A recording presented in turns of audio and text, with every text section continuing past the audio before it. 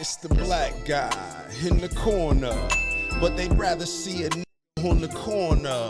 They say I'm stealing Nick's clips like I'm stealing Nick's chick, not knowing that I hit him first week for the lick. I said, Nick, I could post here while you post there. Let's run the ads up, then let's meet up over there.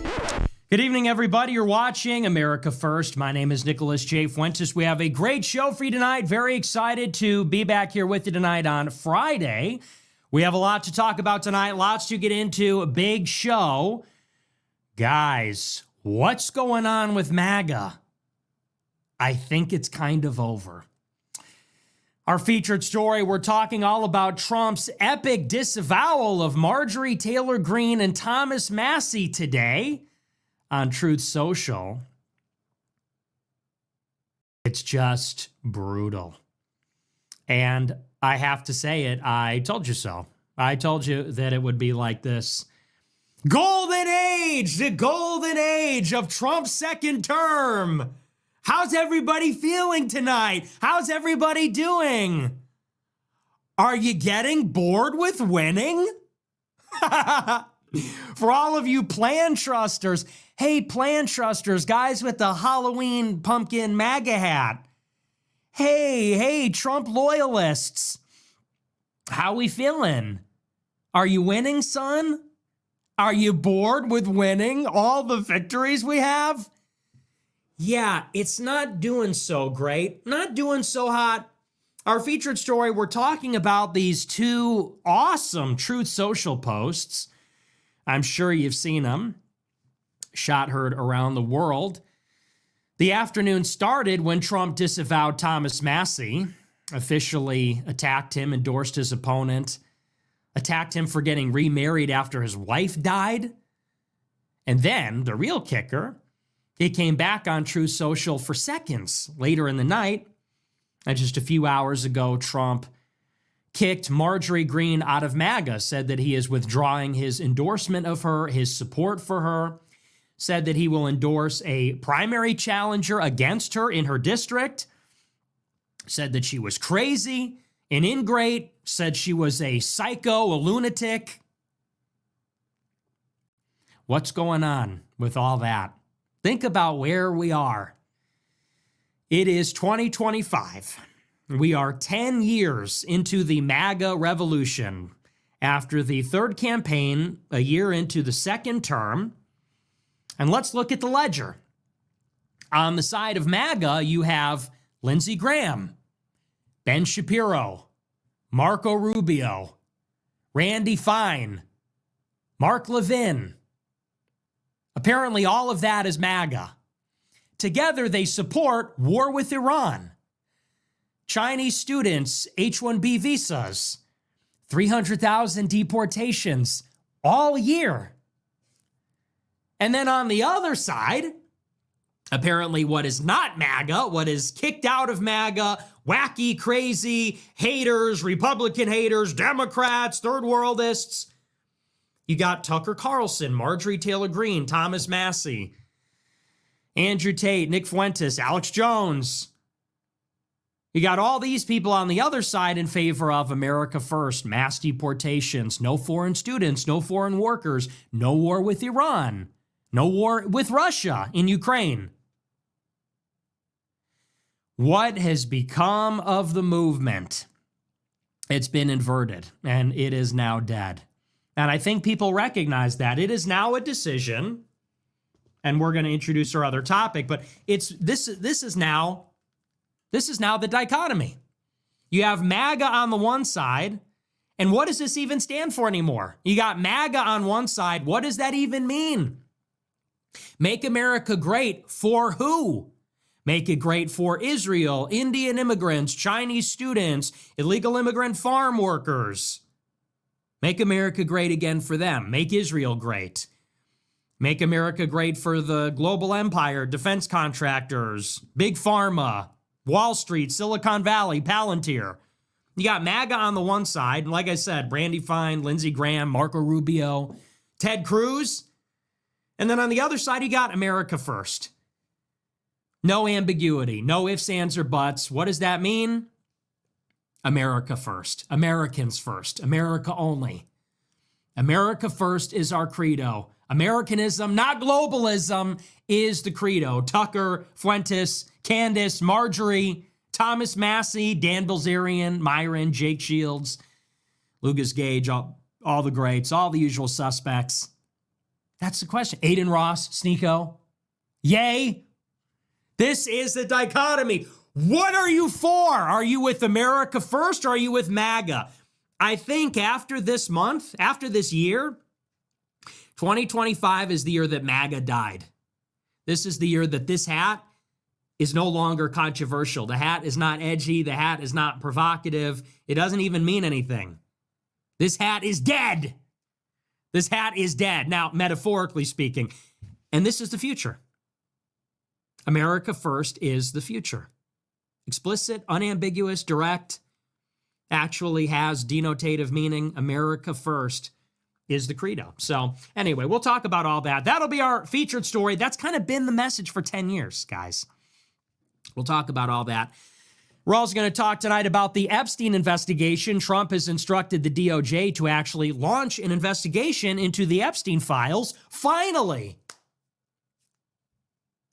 There's just one thing, though. There's just one. Here's the catch. You ready for this? So the Trump government has instructed the DOJ to begin investigating Jeffrey Epstein and his clients and the people named in the files, except for Donald Trump himself. Now, in the 20,000 emails that were released on Wednesday, Donald Trump's name appears almost 1,500 times. 20,000 emails, Trump is mentioned 1,500 times. That is more than any other person is mentioned in those emails. He is named more than anybody else. And after the Trump administration said that the files don't exist, after the administration said the case is closed, there are no third parties, there are no persons of interest. Now that they have been compelled to release the files by a Congress in open revolt, well, now the DOJ is opening the case back up. Now they have persons of interest. Now, apparently, there are files, but they're only going to investigate everybody other than Trump. Everybody other than the guy that is named more than anybody else. And here's the best part. You want to know the real kicker? Because that's not even the best part. The real kicker is that Trump will do nothing. He will do nothing. Mark my words. I guarantee you. Trump said he's going after Larry Summers, Reid Hoffman, Bill Clinton. He will do nothing. He will go after no one. There will be no charges. There will be no investigation. There will be no accountability. That is just more nonsense that he says. Just like how a few months ago when this whole thing started, and do you remember Tulsi Gabbard went out and did a press conference about how Obama committed a crime in the 2016 election? Where did that go? Nowhere. So no one is going to see justice. That is more slop. More slop for the cattle. But we'll talk about it. Should be a pretty good show. Casual Friday. I'm in my hoodie. And it's going to be a Casual Friday show. Before we get into it, I want to remind you to smash the follow button on Rumble, smash the like button, leave a comment. Let me know what you think about the show. Check out our store, Fuentes.store. And we have these blue hats incoming. They're going back into production. We're making a ton of them. The hats are at the store. We have the shirt also. Why is this always so far away? I got to put it closer. The Wang Half shirt. Buy it up. Subscribe for a Plus membership, America First Plus. If you get the $100 a month club membership, you get to hang out with me in the group chat. I've been doing a little pre-show in there almost every day. The group chat is popping off. I drop my fall playlist in there. I've been doing a pre-show every day talking about Tucker, talking about Marjorie Greene, talking about a lot of different things. The Netanyahu book about Rome. You see that? So I've really been doing a lot of content in there, working overtime. Make sure to check it out, americafirst.plus. With that, we're going to dive in. Yeah, we're just having a regular schedule. Haven't been doing a ton of travel. I've been trying to bring it in for a landing here. I've been doing a lot of travel this year. I'm really just trying to focus on the show. So we had a packed week this week. We got another packed week next week. I'll be there. I think I will not do a show next Friday. I'll be there Monday through Thursday. Friday, I think I'm not going to do a show. The other big thing that happened, you see this? I actually feel bad about this one.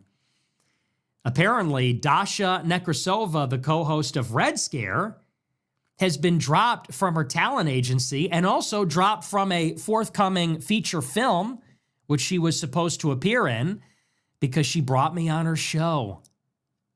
Is that not crazy? And that was, what, a month ago? So we did that show, I think, in the first week of October, about a month and a half ago. And I don't even think it made a huge splash. They put it behind a paywall on Patreon.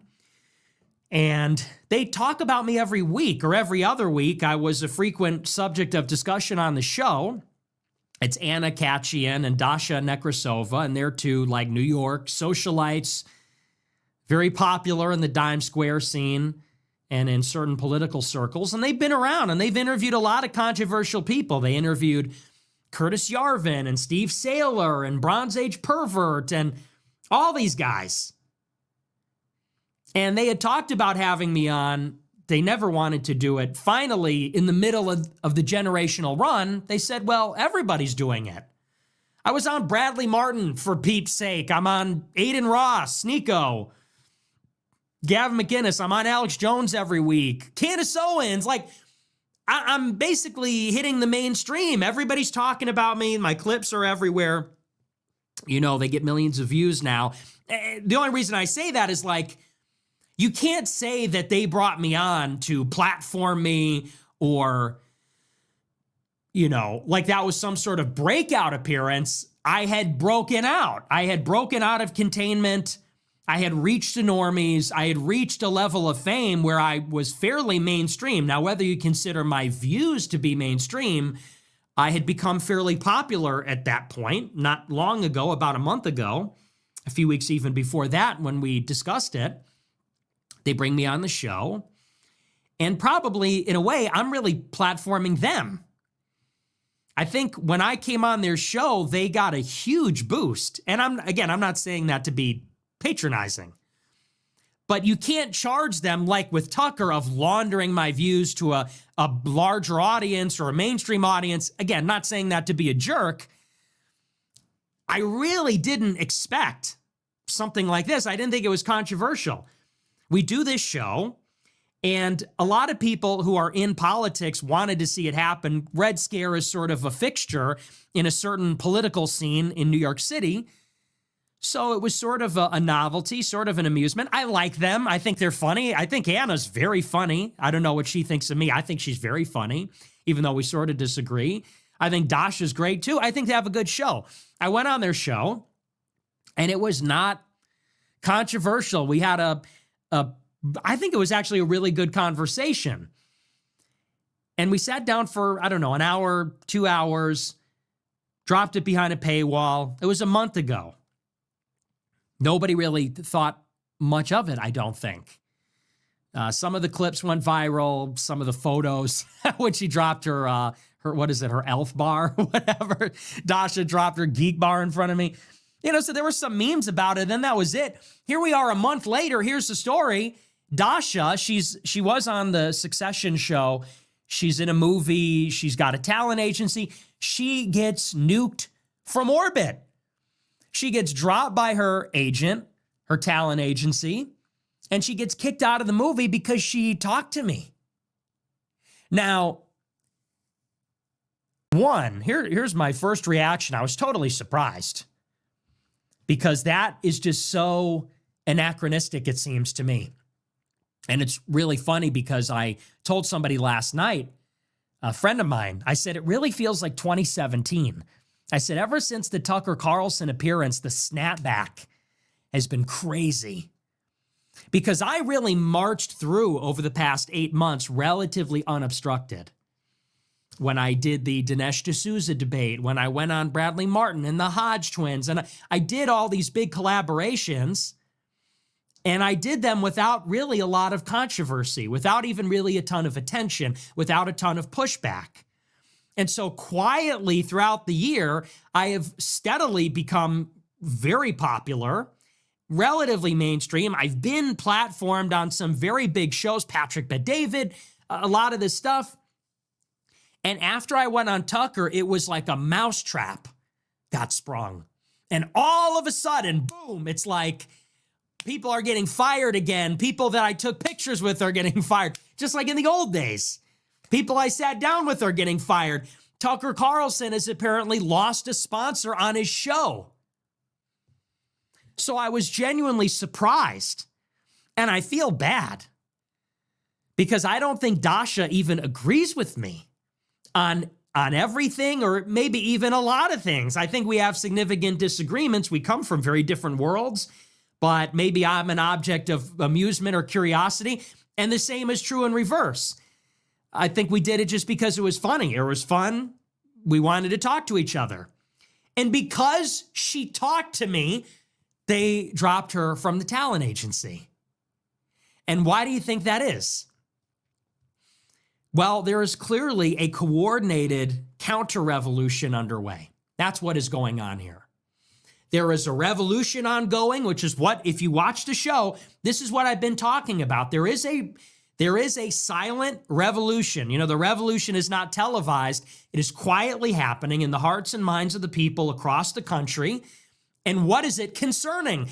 It's concerning the influence of American Jews and how they use that influence to get us to support Israel. That's really the primary awakening. That is the subject of the revolution. People are sick of it. People are tired of being finger-wagged and told what to do by Ben Shapiro, who clearly has no loyalty to the United States. We don't want to go to war with Iran. We don't want to support Israel's campaign in Gaza. And we're tired of the gaslighting. We're tired of these shadowy political moves, the stuff with Larry Ellison, TikTok, CBS, Barry Weiss. It's insane. People like Randy Fine are odious and disgusting. Their rhetoric shocks our conscience. And maybe more than anything, people are sick of this feeling that it doesn't matter how unpopular all of this is, it is going to keep going no matter what.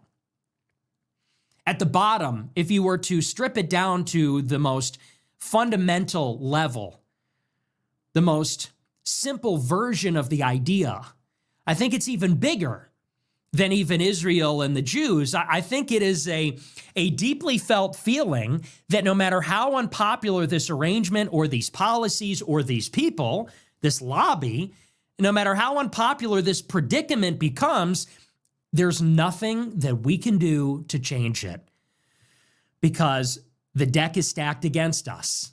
They hold all the cards. It's this cancel culture bullshit.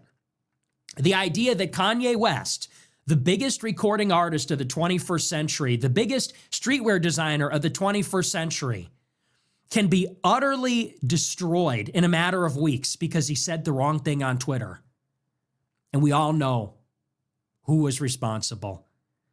Jonathan Greenblatt said, we had to shut him down. It was the ADL. Because he said Jews created cancel culture. So what happened? The Jews canceled them. Because they wield the influence in Hollywood, in the music industry, in the finance industry, in government.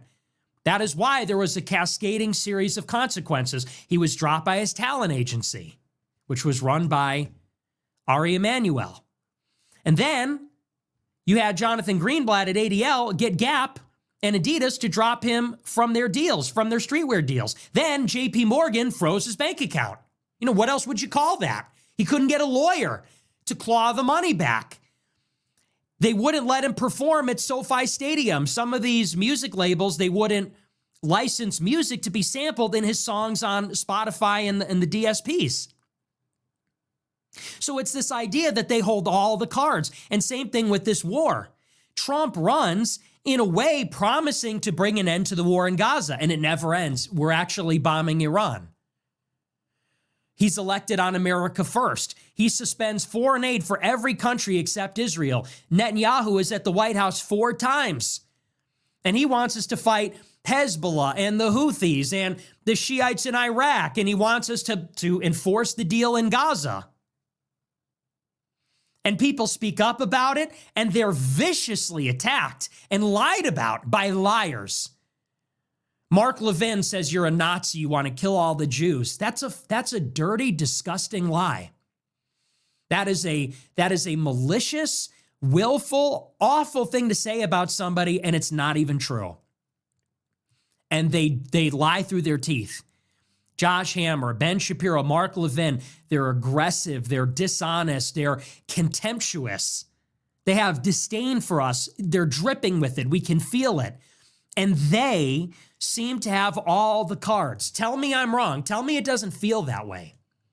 And they know it. They brag about it. We saw that display last week when the Republican Jewish coalition got together, and Mark Levin said, we're taking names. We're going to see who disassociates from who, and we'll make our decisions. This isn't going to fly. We're tired of having to answer to you people. That's what they say. So there's this feeling that these malicious liars who are deeply unpopular, who have contempt for us, they hold all the cards. It doesn't matter how much the people don't like this and don't like them, who they vote for, what they do. They go back in their huddle and they make the decisions for the country. You call it out, they lie about you further, and then they get together and decide how they're going to ruin your life and ruin your career. They gang up on you. They use their money, their position, their influence. They gang up on somebody and they make it hurt. Oh, you talked to Nick Fuentes? Well, it just so happens that so-and-so runs your talent agency. Now we're going to drop you. Oh, and so-and-so is producing the movie, so we're going to make some calls because you talked to the wrong person. Then you had today at I'm not making this up. You can call me a gifted rhetorician. This is a fact. Ronald Lauder, the billionaire heir to the Estee Lauder fortune, he is the chair of the World Jewish Congress. The World Jewish Congress. This is like how for decades liberals insisted that it was racist to say colored people, but not to say people of color, right? Because if I talk about world Jewry, I'm a vile anti-Semite. But when a billionaire Jew speaks at the World Jewish Congress, well, that's just totally normal, guys. Presenting Ronald Lauder, president of the World Jewish Congress. Thank you, great to be here. That's fine. But if I say world Jewry, oy vey, that's not real. That's an anti-Semitic trope. That's what it's called. You have an organization, it's what it's called. If I call it organized Jewry, I'm an anti-Semite. But if you go to the Conference of Major American Jewish Organizations, what is that even? If I call it world Jewry, anti-Semite, that's a trope. You're a hateful person, you're a neo-Nazi. But then they go to the World Jewish Congress and they're all applauding. Thank you. We're bringing together the 50th World Jewish Congress. How are we going to help our people in Israel? Like, what? So anyway, that's just for openers. Ronald Lauder is speaking at the World Jewish Congress and says, you can look up the clip. It's on Twitter.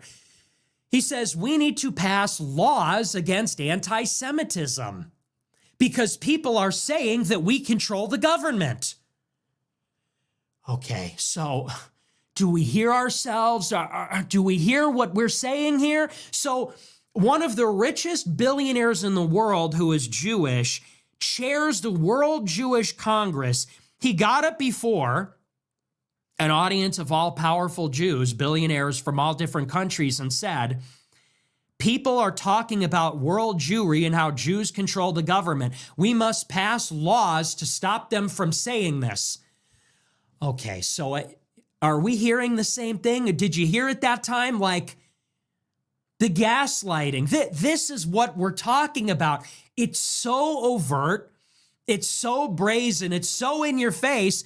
And to speak in these terms about Jewry, organized Jewry, global Jewry, they say is anti-Semitic. To say they run the media, they punish you by firing you in the media. Jews run Hollywood. Really? Well, that person that interviewed you just got dropped by her talent agency and she's out of the film industry forever. Like, what? They're saying we run the government. Call the congressman and tell them to ban them from saying that. And then they say, why is Nick Fuentes popular? It's because disillusioned young men don't have jobs. It's because you're lying. You're lying. Like, I'm right and you're lying. That's why I'm more popular than even those people that are criticizing Israel.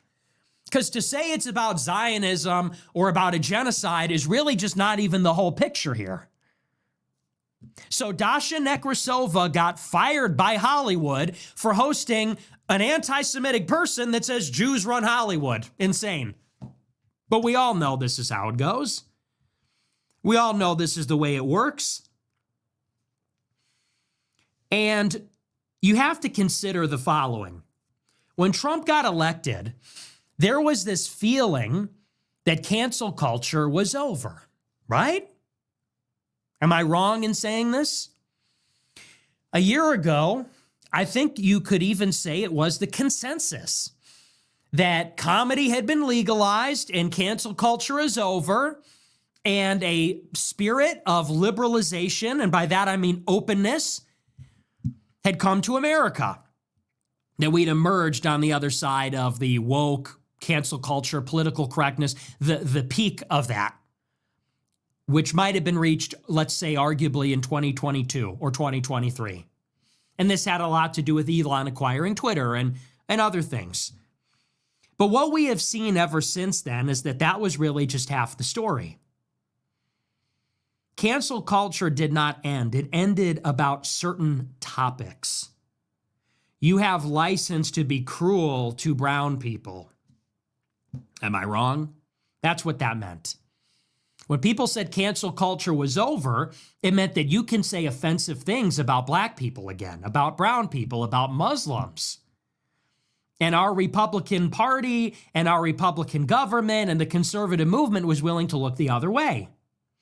They said, now we're willing to tolerate cruelty and abuse and stereotypes and jokes and offensive things and maybe, a degree of identity politics from white people and against non-whites, the third world, Muslims, barbarians, even about women.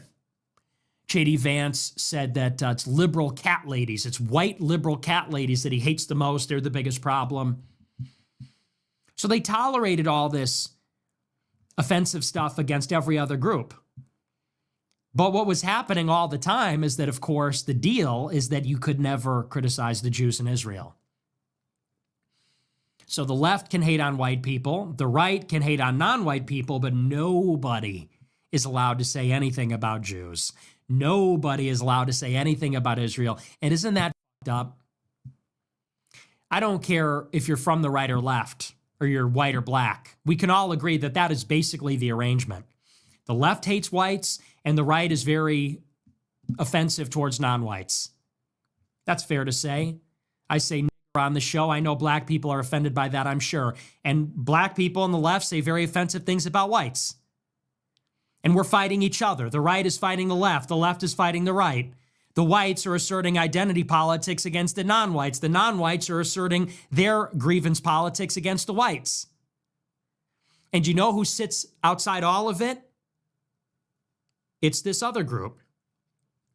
And they will lean in on either side. Stephen Miller will lean in and attack white hippie boomers that suck and Hispanics. And you'll have Jews on the left that'll attack, white people, and Jews on the right will attack black people. But the one group that is totally outside criticism, the one group that is totally outside accountability is Jews. If you talk about the way they're organized, the way they behave, you get fired. You lose your job. And by the way, this is what Ye was talking about a few years ago. He was talking about it this year.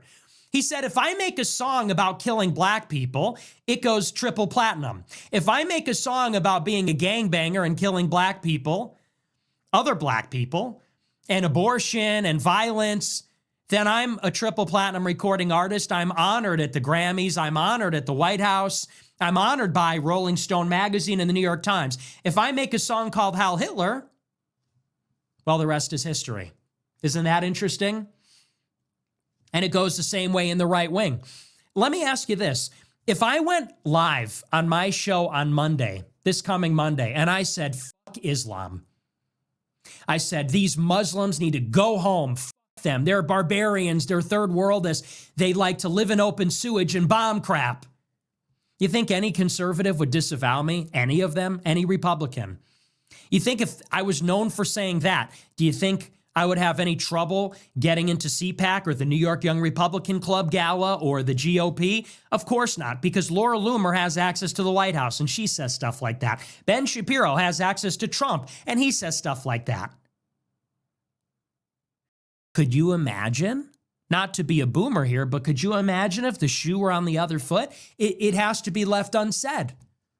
Could I turn around and say F Judaism and those Jews and send them back to Israel? Like, it's literally unthinkable to even say the words. But we all know it's tolerated with Muslims. We all know it's tolerated with blacks. We all know it's tolerated with Hispanics, Asians. And yes, for far too long, it was tolerated against whites and Christians. And that's just the part that got left out. But now that we have this culture of liberalization and political correctness is dead and racial humor is back, everybody's engaging in it. But if you say anything about them, it's a big problem. Even if it's, as we talked about with this idea of a global Jewry, oh, now it's anti-Semitic. Now people are going to lose their jobs again. Here's the point. Cancel culture never ended. Cancel culture was always about this. And I think people even underestimated that. You know, there were people last week that were saying, I'm being astroturfed. Remember this? They said, I'm being promoted. The New York Times can't stop talking about me. Where are those people now?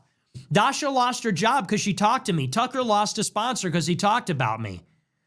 The New York Times just did a big 2-hour podcast with Ezra Klein. They don't invite me on to speak for myself. They invite some Jewish liberal from New York to tell my story. And the whole interview is about how I'm a neo-Nazi. And really? So this is a terrible situation. And it's like I said, at the bottom of it all is this idea of resignation and hopelessness, which is that you can't fight back.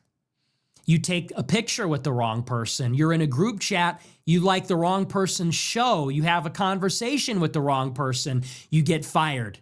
You know, the Jews that have all the cards fire you from your movie. The Jews that have all the cards kick you out of your deal.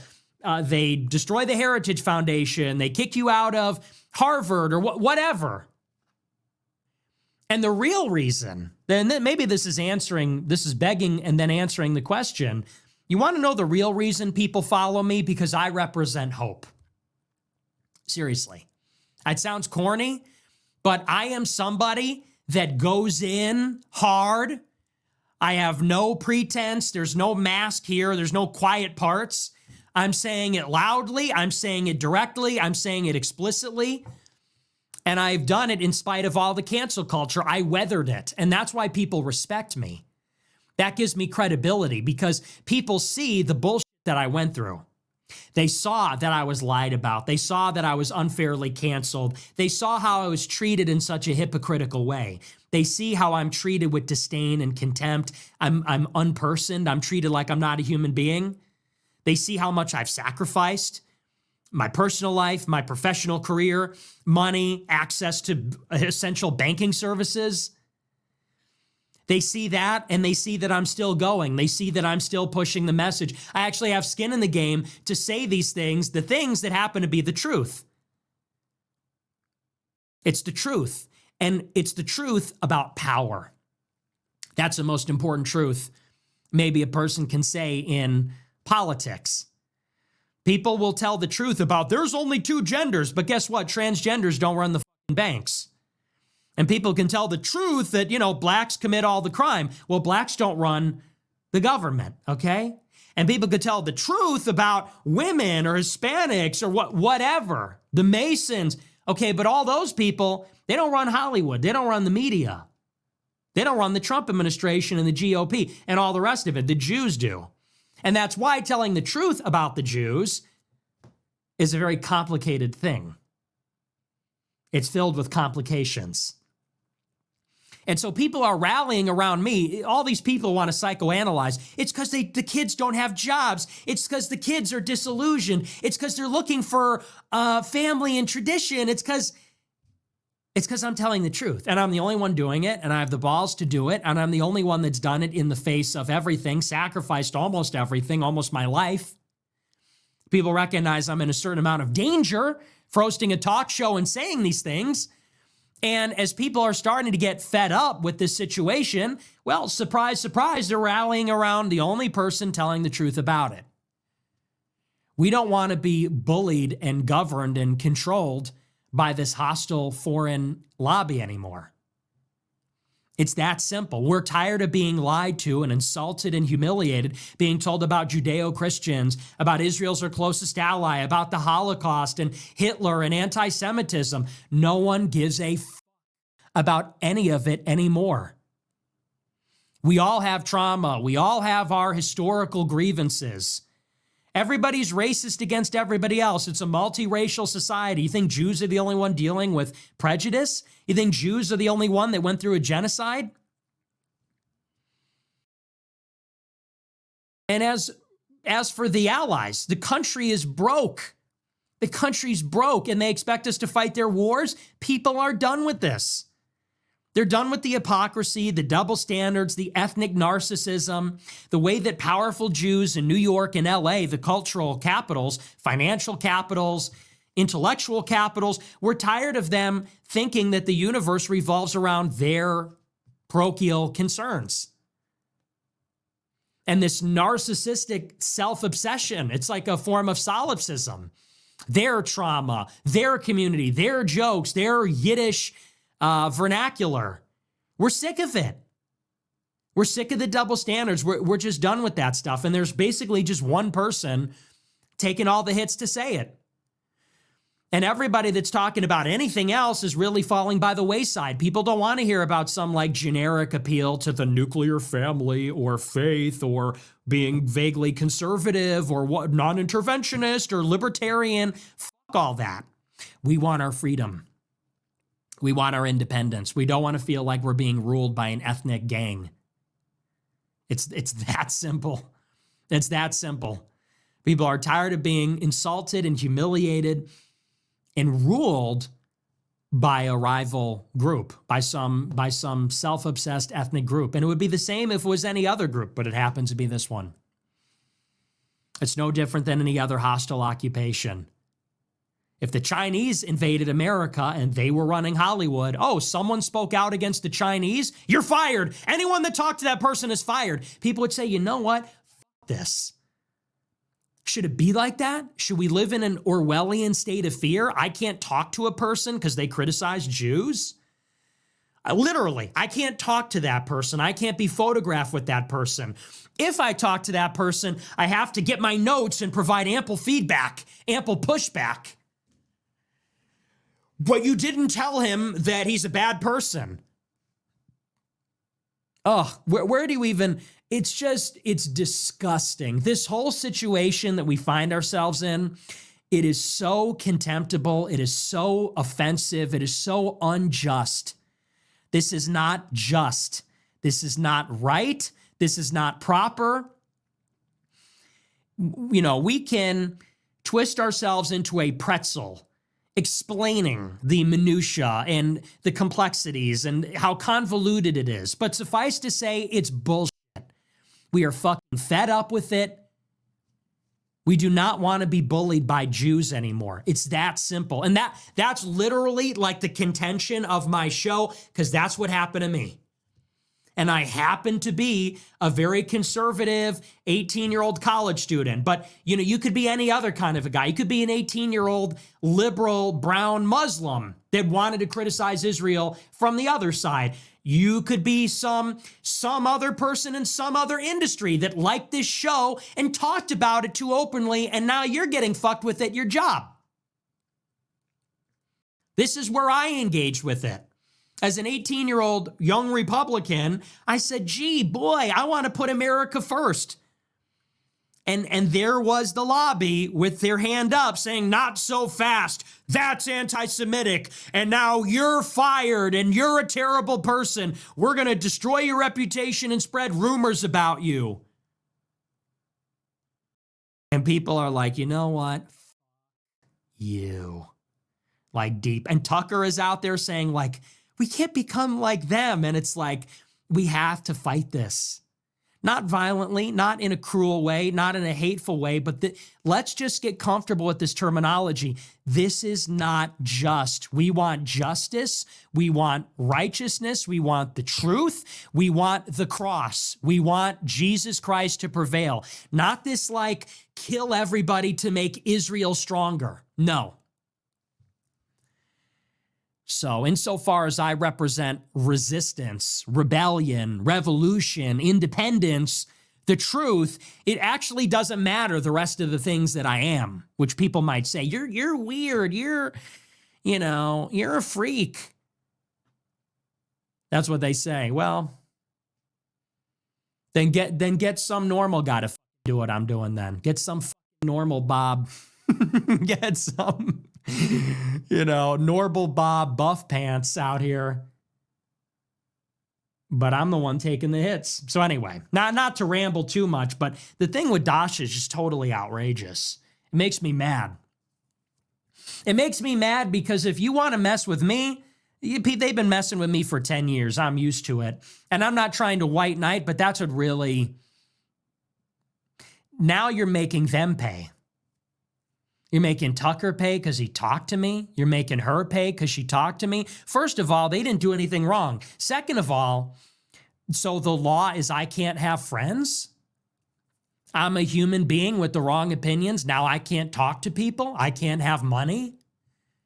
They want me dead. They think I'm not a human being. To them, I'm a Palestinian. To them, I'm a Gazan. And so is Dasha and Tucker too. And anyone, I guess, that talks to me. So on some level, there is a dramatic confrontation here, which is to tell the truth on this, you actually have to sacrifice something. And this is the test. I've known a lot of people, and many people have suffered for my sake because they're talking to me or about me or they support me. And that's always the test. It's easy to tell the truth or do what you think is right or harmless when it costs you nothing. Doesn't really mean anything.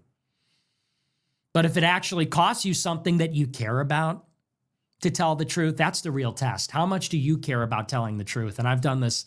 There's a monologue I did some time ago, but I really believe that there is this overlap and this, there is a way in which these two things come together. I'm trying to look for the right word. There's like a synchronicity here, which is politics is mostly crap. It's people just talking about nonsense. It's Brylan Hollyhan saying, we need to get more comfortable talking about politics. And it's like, what are you even saying? Like, you're not even saying anything. It's like if you talk about these, like this biblical people, they will hurt your life. They will use your sins against you. They will try to take your life and take things from you. And it really is like, there is something like theological about the political struggle that we're in. Because this is the only struggle that's like this. If you talk about the Masons and Monsanto and the Trilateral Commission and the Illuminati, this doesn't happen. But if you talk about the Jews, you're going to have to sacrifice something. Like you're going to have to sacrifice to tell the truth. You know, all your sins will be turned against you. All your weaknesses, your loved ones will be turned against you. And so you really are like going through, it's almost like a spiritual transformation. And I'm not trying to create some like religion out of attacking Jews. I'm not saying that. I'm saying, let's tell the truth. This is not a Christian country if it's run by people that are not Christian. Lying gangsters that do this, they're ruthless. They want to mow through the nations, they call them, the Goyim. They're obstacles and they're Amalek. They're in the way of Israel, of this nation, of this project. And it's like, if you speak out against this evil in the world, there's something theological that happens. It's a little bit disturbing and fascinating. So anyway, those are just some thoughts on that. But it's frustrating. Do we live in America? How Orwellian is that? How totalitarian is that? You had a conversation with this guy in 2025. Now you're out of the movie. Your talent agent dropped you. World Jewish Congress. We're going to ban anti-Semitism. They're trying to buy Twitter. They bought TikTok. They bought CBS. They're trying to buy Twitter. What? And I told you it would be like this. I told you the censorship would come back. I told you this is the eighth front in their war. In part, the Gaza ceasefire is so they could focus on this front. How twisted and evil is this? People were talking too much about Israel, so they bought TikTok. They want to buy Twitter to stop people from talking, to ban me, to ban Tucker, to ban Candace. They bought CBS so that when they write their little news reports about Israel, they're going to make sure to always harken back to October 7th. The way they've come out in such a coordinated way, pushing, they're passing around my show from 2015. Look at him in high school. He said he didn't like Trump when he was a junior in high school. Look at this thing with Ali Alexander that's been debunked. Look at the Capitol, January 6th. Look at what he said to vote for a Democrat. Accused. They're modern Pharisees. The way they have come out in such a coordinated way, like fucking locusts. And you see it, accounts with 5,000 followers. It's like they all came out of the same group chat with their messages to the Groypers, with their condemnations, their disavowals, your noxious, reprehensible rhetoric, their think pieces, the redredging all the scandals, every unfortunate word I've ever spoken, deed I've ever done to crush the truth. And on some level, what we have to do is very simple. We are not called actually to even win or succeed. What God tells us to do is tell the truth. Tell the truth one day at a time. And whatever happens, happens. If you're persecuted for the sake of the truth, which is synonymous with Jesus, then that's a very good thing. Jesus says, don't be concerned about that because I was persecuted also. So the outcome belongs to God, actually. Whether we live or die, whether we win or lose, now or later, it doesn't matter. The commandment is simple. Tell the truth. Do the right thing. The time is always right to do the right thing, whatever the cost. You might get fired. You might lose your job. As long as you're motivated by the right reasons, which is a love of the truth, that's what God is. We're supposed to love our neighbors, but we're also called to love the truth.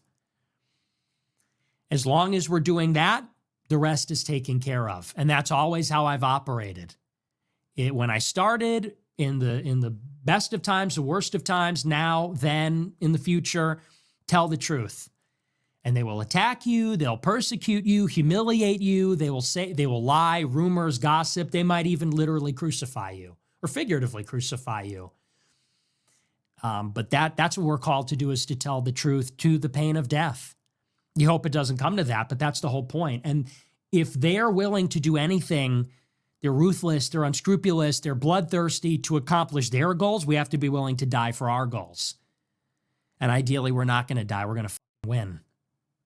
But all we have to worry about is doing the right thing, and then we can call upon God as our ally. Do the right thing, pray to God, be guided by God and God's love, and love even those that persecute us. But emancipate yourself to God, consecrate yourself to God, and we don't have to worry about the outcome. You know, they might have all the cards. We have the only card that matters, God is on our side. The truth is on our side. In this life, in the next life, this generation or 50 generations from now, we actually have the victory. So that's what counts. And I really believe that. Everybody's full of shit, but that's the truth. So anyway, we're going to move on, though. We got to get into our featured story. We're going to talk about Marjorie Greene and Thomas Massie. More of this, more of this. I mean, it's the same thing. Our featured story is about how Trump has condemned Marjorie Taylor Greene and now Thomas Massie. And this is a little referendum on what Trumpism is now. This is what MAGA has become. Think about the events of the past 3 weeks, the past 10 months. So who is inside MAGA? Ben Shapiro, Mark Levin, Josh Hammer, Randy Fine. What are they saying? Kill them all. No Palestinian is innocent. Bomb Iran. Europeans are anti-Semitic in their DNA. That's all fine. That's all good. That's good stuff. And that's all MAGA.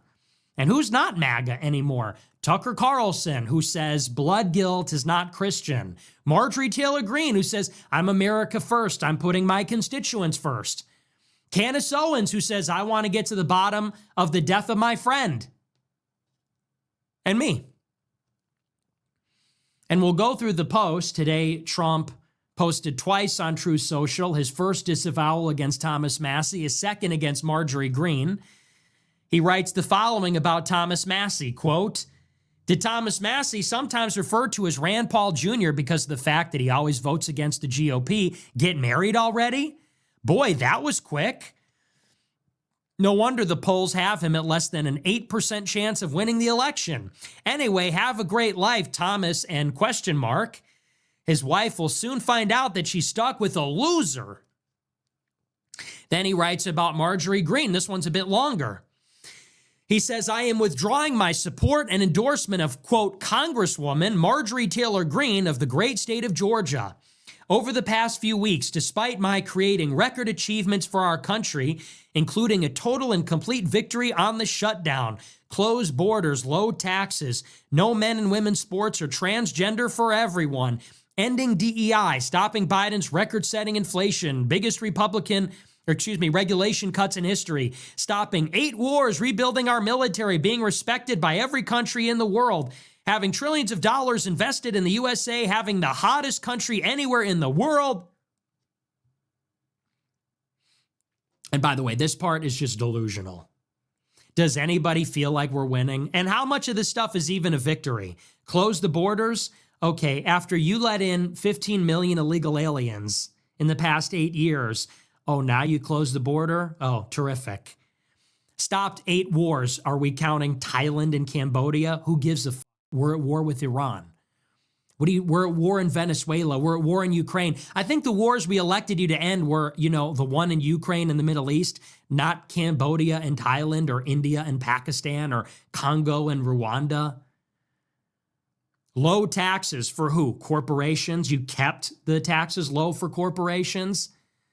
Anyway, but this is just like the hollow, delusional narcissism, which is, sadly, it isn't even a character. It's just his personality. This is the preamble to the tweet. He goes on, he writes, all I see wacky Marjorie do is complain, complain, complain. It seemed to all begin when I sent her a poll stating that she should not run for senator or governor when she was at 12% and didn't have a chance. Unless, of course, she had my endorsement, which she wasn't about to get. She has told many people that she is upset I don't return her phone calls anymore, but with 219 congressmen, 53 senators, 24 cabinet members, 200 countries, I can't take a ranting lunatic's call every day. I understand that wonderful conservative people are thinking about primarying Marjorie in her district of Georgia, that they too are fed up with her and her antics, and if the right person runs, they will have my complete and unyielding support. She has gone far left, even doing The View with their low IQ, Republican-hating anchors. Thank you for your attention to this matter. Make America great again. Now, what is this really about? Why is Trump against Thomas Massie and Marjorie Greene? It is literally 2 things. 2 reasons. Why are Thomas Massie and Marjorie Greene out of MAGA? What do they have in common? Why do I say because of the commonality? A lot of Trump defenders, a lot of Republican apparatchiks will say that the reason Trump is condemning Massie is because Massie doesn't vote with Republicans in Congress. Massie has a problem with Trump's agenda as a libertarian. That's what they argue in defense. They say, well, Thomas Massie happens to be against AIPAC and foreign aid to Israel, but the real reason is that he's this obstructionist. But that's not true of Marjorie Taylor Greene. Marjorie Taylor Greene has been one of Trump's strongest allies and a good friend of his since she got into Congress 5 years ago. So you can't say that about Marjorie Greene. You can say that Thomas Massie, and I would even argue there's some credibility to this. I think it's a pretext, but it's sort of a compelling one. You might argue that, well, Thomas Massie hasn't been specifically a great ally to Trump, but that cannot be said about Marjorie Greene. Marjorie Greene has always been a loyal supporter and defender of Trump and his agenda in Congress. So why is Trump condemning her and Massie? Well, there's a common denominator between them both, and it's not that they're against Trump's agenda. It's two things. One, they're both against foreign aid to Israel. Marjorie Greene, like Thomas Massie, has become extremely outspoken against all the U.S. aid to Israel, which, by the way, is what Trump's own doctrine calls for. If Trump says America first, and pursuant to his executive order, the State Department was ordered to review all foreign aid to every country, that review, that executive order, that policy should apply to Israel as well. But it didn't, and it hasn't. Out of all the countries that we give foreign aid to, the only country that kept getting their foreign aid was Israel. And when Congress considers items like this, the only country where this became a controversy was Israel. Last year, AIPAC, the American Israel Public Affairs Committee, committed $100 million specifically to unseat any congressman or woman that voted against the aid package to Israel last April. So Marjorie Greene and Thomas Massie, they have the America First position. They're against foreign aid to Israel. For that, they become critics of Trump and his agenda, and they're out of MAGA. Reason number two, they both are calling for the release of the Epstein files. Once again, something that Trump himself promised. His son, the doofus, Don Jr., is at Turning Point USA saying, I'm on every FBI wanted list except the Epstein list. They promised this. They promised disclosure on the Epstein files for 6 years. Epstein died under Trump, and ever since Trump left office, Trump and his family and his boosters, all they could talk about was the Epstein files. Epstein didn't kill himself. Clinton was on the island. They promised to release them during the campaign. They went through the motions and tried to trick everybody this February. And now that Marjorie and Thomas Massie actually want the files, that's the other reason they're out of MAGA.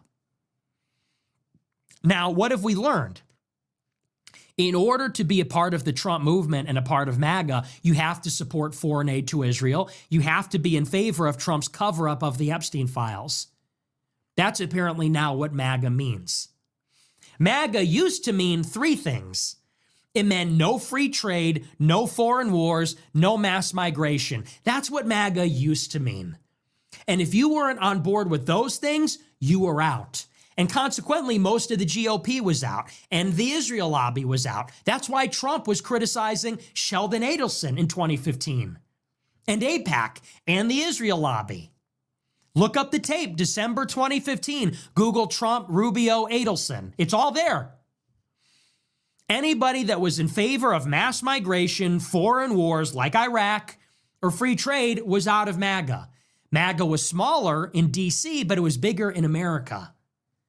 That's the movement that had the mass following. That's the MAGA that people supported. Now, it's a precondition that you're in favor of covering up for an Israeli sex trafficking asset, and you're in favor of sending taxpayer money to Israel while we suspend foreign aid for every other country while we're running a $2 trillion deficit on top of a $38 trillion debt. That's now apparently what MAGA means. according to Trump. And, you know, look, I hate to say it, but I told you so. This is why I jumped off the Trump train last year. And I will say it every single day. I don't care if you're sick of hearing it. I told you so. And I had people last year, friends of mine, tell me, you're being disloyal to Trump. No, you've got it wrong. Trump has been disloyal to us. What more do we owe this person? Seriously. How many of you got fired from your jobs, expelled from your school? How many of you got hit in the face, lost friends because you supported Trump? How many of you went to jail in the Capitol, lost a social media account?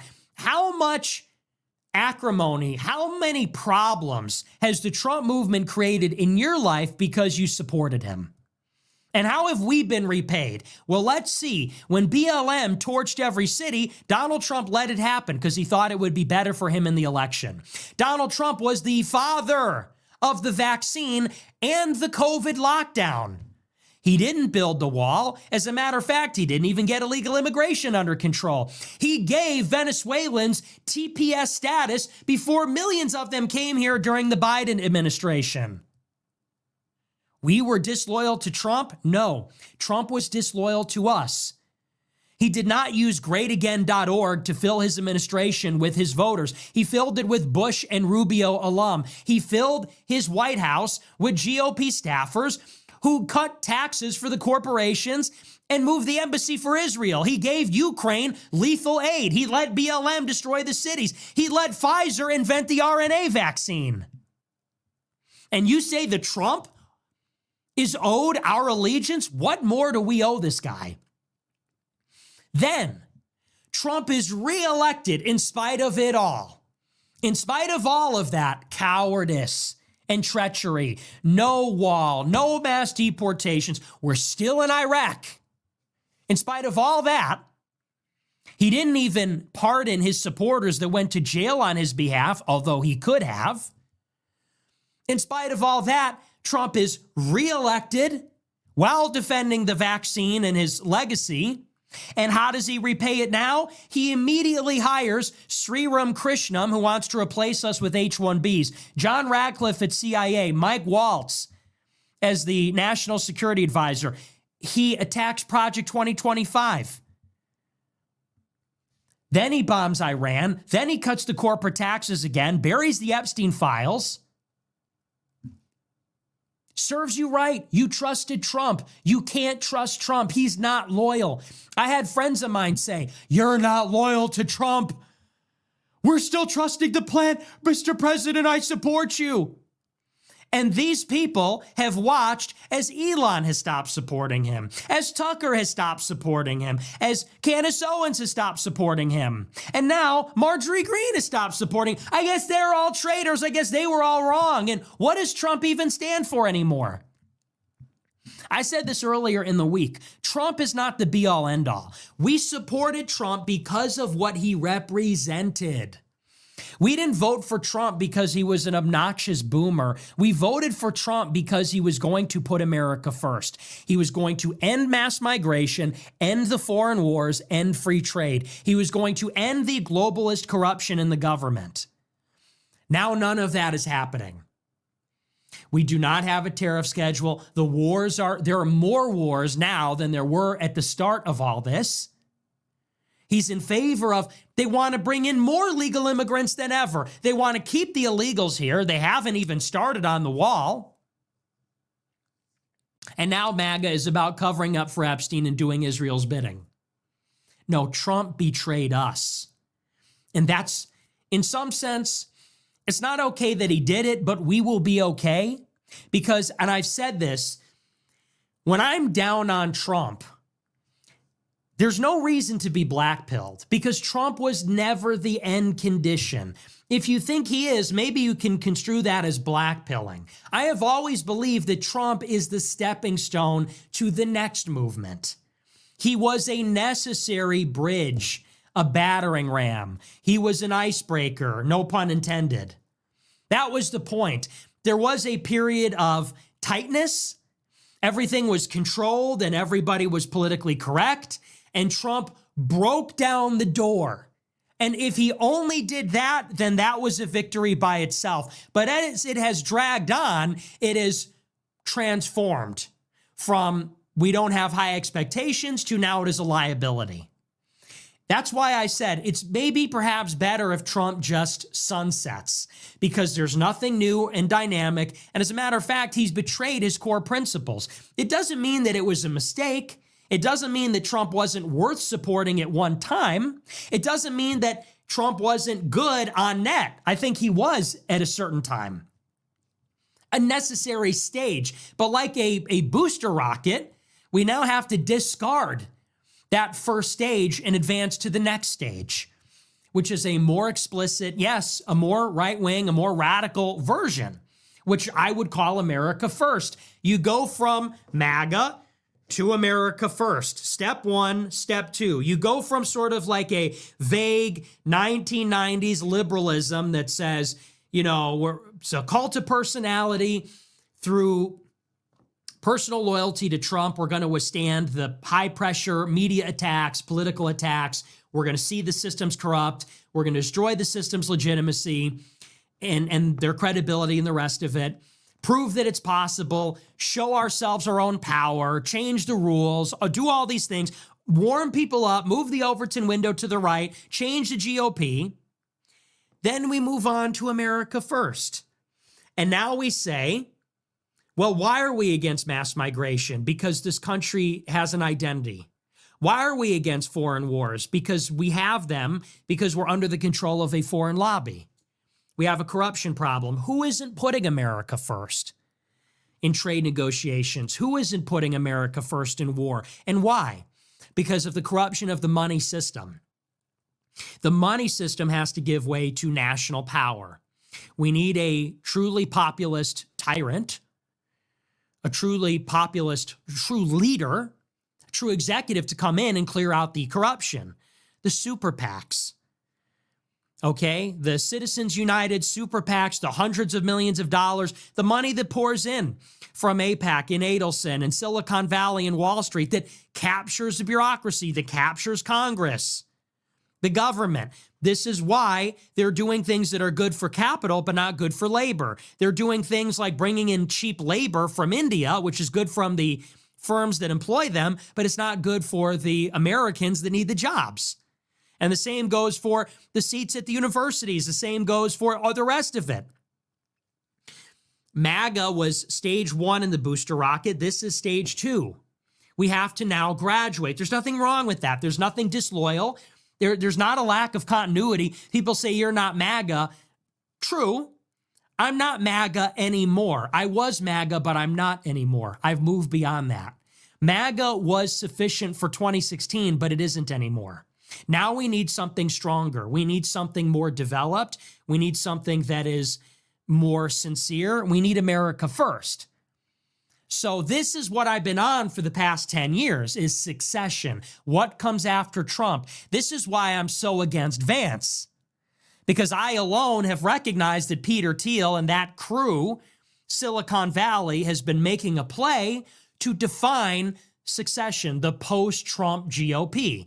And they basically want to take the baton from Trump and turn 180 and run it back in the other direction. The Palantir guys, Joe Lonsdale, Alex Karp, Bronze Age pervert, these types, and I think Vance too, they want to take the baton and run it back to Israel. They want to take the baton and run it back to cheap Indian immigration. They want to bring it back to neoliberalism, multiracial working class populism, colorblind meritocracy. All of that is a code for we're going to keep letting America get more diverse. We're still going to help Israel. We're still going to keep an economic system that favors the billionaires. And I have always said, no, we don't need a Silicon Valley puppet recapitulating MAGA as the old GOP. No, we need to take the baton and move it forward into America first. We need to deepen it. We need to strengthen it. We need to fortify it. We need to take those pillars and refine them. That's the point. So if you feel out of place with MAGA, that's okay. The America First movement is just getting started. All it needs is a leader. All it needs is a leader. Somebody And I'm not saying me. I don't even know that it would be somebody like myself. I wouldn't decline, but it needs to be a politician, needs to be maybe somebody a little bit older, maybe somebody with a family, more normal. But the America First movement is ready for liftoff. It just needs a charismatic leader to take it into the presidential election in 28. And whoever is going to have that message, who can outflank Vance on these issues, who can outflank an establishment Democrat on economic populism, that person can be the next president. So which handsome white man is going to do that? Which handsome Christian white man is going to wrest control of the baton from J.D. Vance and Donald Trump and redefine MAGA, kind of reconsecrate, create a new covenant with the people, a new chapter in the history of this movement? And like I said, there's going to be continuity, but there has to be a fork here. It has to go to a different place. Now, as far as Marjorie Taylor Greene is concerned, here's my problem with her. Marjorie Greene started out MAGA. She was the MAGA congresswoman. She was the most vocal, the most radical. And what happened? Unfortunately, she typecast herself. When Marjorie Greene ran, I think in 2020, she was branded as like a MAGA mom on Facebook who was not polished. She was of the people. And sadly, she was typecast because she's, I'm for Trump, I'm for Trump. She got typecast as like a dumb hillbilly. That's how the liberal media portrayed her. SNL and the media portrayed her as like a dumb hillbilly Trump supporter. She believes in Jewish space lasers. She's crazy. That was the idea. She's like this wacky, she epitomizes like the crazy Trumpies. That's how the liberal media typecast her. Now, what happened? She lost opportunities. She lost her committee assignments in Congress. Going up against the leadership, she lost her committee assignments. It was her dream to pursue higher office. She wanted to be a senator. She wanted to be the governor. Maybe she wanted a cabinet post. And she realized that she hit a very low ceiling. So what did she do? In 2022, she sold out. Her and the pedophile Milo Yiannopoulos, who worked for her, they literally, and I know this because Groypers worked for Marjorie, and they were there when it happened, they literally did a toast. This is a real story. Election night 2022, Milo Yiannopoulos, the Jewish pedophile who preys on underage boys, and is married to a black man. They're gay. And Marjorie Greene, this was witnessed by a Groyper. They literally did a toast. They said, cheers to joining the swamp. That's a real story. They said, cheers to joining the swamp. Why? Because when Republicans won in 2022, Kevin McCarthy could not get all the Republicans to vote for him to get the speakership, to get the gavel. Marjorie made a deal with Kevin McCarthy. Kevin McCarthy is like the biggest whore for lobbyists in the GOP. The only reason he wasn't the speaker in 2015 is because he cheated on his wife, allegedly. So Kevin McCarthy was the only one with a lot of votes. Matt Gaetz, Paul Gosar, others, they were not going to give him the speakership unless he made all these commitments. Marjorie Greene sold out to McCarthy, and she said, look, I will whip the MAGA caucus. I will attack Gaetz. I will vote for you, but you have to give me my committee assignments back. So Marjorie made a deal with the devil, and she made a self-interested, self-conscious political decision to sell out to Kevin McCarthy. She voted for him in I think almost every ballot. She attacked Matt Gaetz viciously. I remember this. She attacked her colleagues that wanted to hold McCarthy's feet to the fire. And then Kevin McCarthy eventually became the Speaker of the House. Kevin McCarthy betrayed the voters. He did not deliver on anything. He made a deal that he would deliver the 35,000 hours of Capitol riot footage. Never happened. He made a deal that he would audit aid to Ukraine. Didn't happen. He said that he would get concessions from Biden in the debt ceiling. Didn't. He gave Biden an extension on the debt ceiling until he left office. And then famously, Kevin McCarthy was overthrown shortly before October 7th by Matt Gaetz because he didn't keep any of his promises. So what happened next in the saga? Well, Marjorie got her committee assignments, but her sugar daddy, Kevin McCarthy, is out of a job. He lost the gavel. In the government shutdown in, I think it was September 2023, he lost the speakership, and then he resigned from Congress, and Mike Johnson came into power. So now Marjorie lost her sugar daddy. Now the deal's no longer good. Well, she still is seeking higher office. She wants to rebrand. She was the MAGA mom hillbilly. She tried to rebrand as a political operator. I did what needed to be done. I made a deal with McCarthy. I got my assignments. I sold out because I'm a boss bitch now. I'm someone you can make a deal with. But her sugar daddy got fired, so the deal backfired. And Marjorie was still looking to be the governor of Georgia or the senator from Georgia. But you know what the party leadership told her? They said, ain't gonna happen. You can never win. Marjorie wanted to run for governor. They said, no, you can't win. You're too crazy. She said, well, I want to run for senator. No, you can't. You're too crazy. Well, I want to be the vice president. No, you can't. That's not helping anybody. So now Marjorie is America first. Oh, great. Welcome, Marge. Welcome to the club. You know, she believed all these things 3 years ago when she went to AFPAC 3.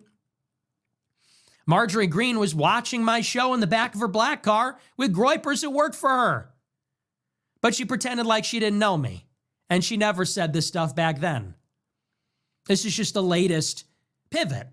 Now, if Marjorie is sincere, I'm willing to make peace with her, but I never got an apology. She trotted out the fake Ali Alexander story at the behest of her pedophile assistant, Milo. I never got an apology for that. And I never got an apology for her lie when she said she didn't know me. So, you know, if she's ready to, apologize for that, or she wants to forget about that, I mean, I suppose I'm willing to work together, but let's be very honest.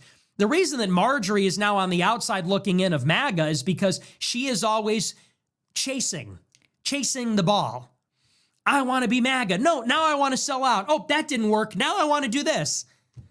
Now, these people are never going to take us to the promised land.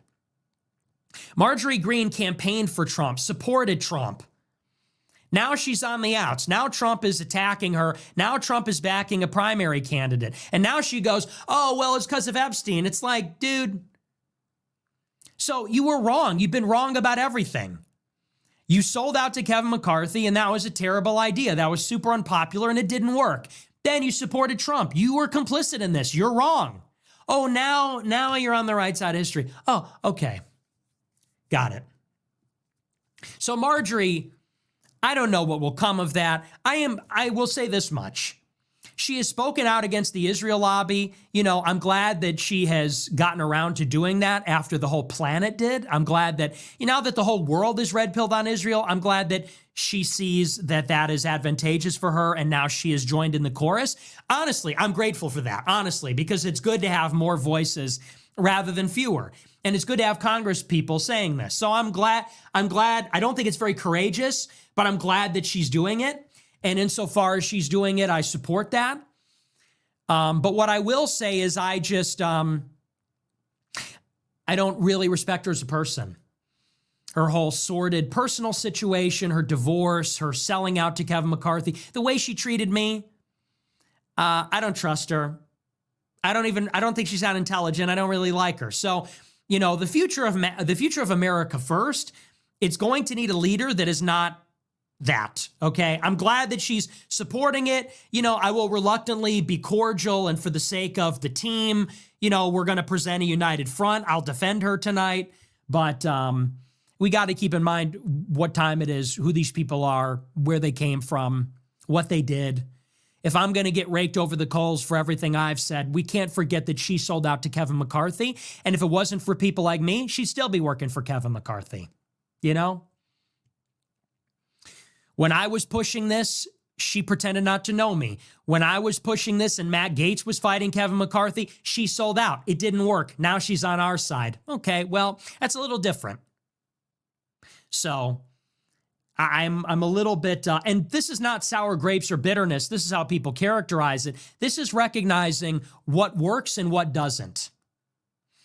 We're going to need to be a little revolutionary. We're going to need to take risks. We need to be visionaries. We can't play it safe all the time.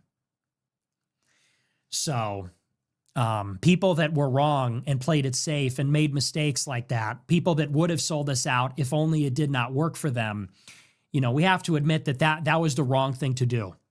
So when she's ready to apologize for selling out to McCarthy, treating me poorly, you know, then I could be a little more friendly to her. I support what she's saying right now. I support this Marjorie Greene, the Marjorie Greene of 2025. I didn't really like the Marjorie Greene of 23. The Marjorie Greene of 21 was okay.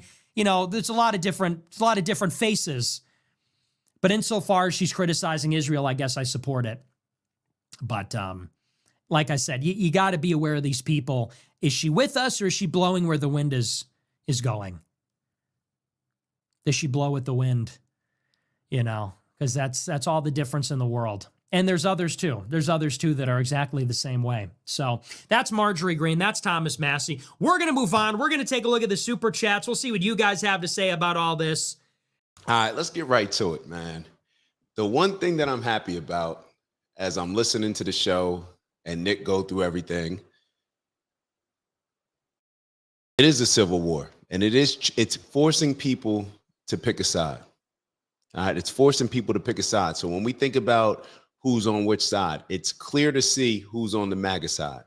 It's clear to see who's supporting America first. Do you want to be on the Candace Owens, Tucker Carlson, Dave Smith, Marjorie Taylor Greene, Thomas Massie, Nick Fuentes, Tucker Carlson? I don't know if I repeated anybody. Do you want to be on that side, or do you want to be on the neoconservative side? The neoconservatives, the Ben Shapiros, the Mark Levins, the Randy Fines, the Lindsey Grahams. Do you want to be on that side? The Officer Tatums. And it's the neoconservatives, along with anybody who's Zionist, pro-Israel, anybody who's just a fanatic of Trump. And when I say fanatic of Trump, there's a difference between rocking with Trump and rocking with MAGA.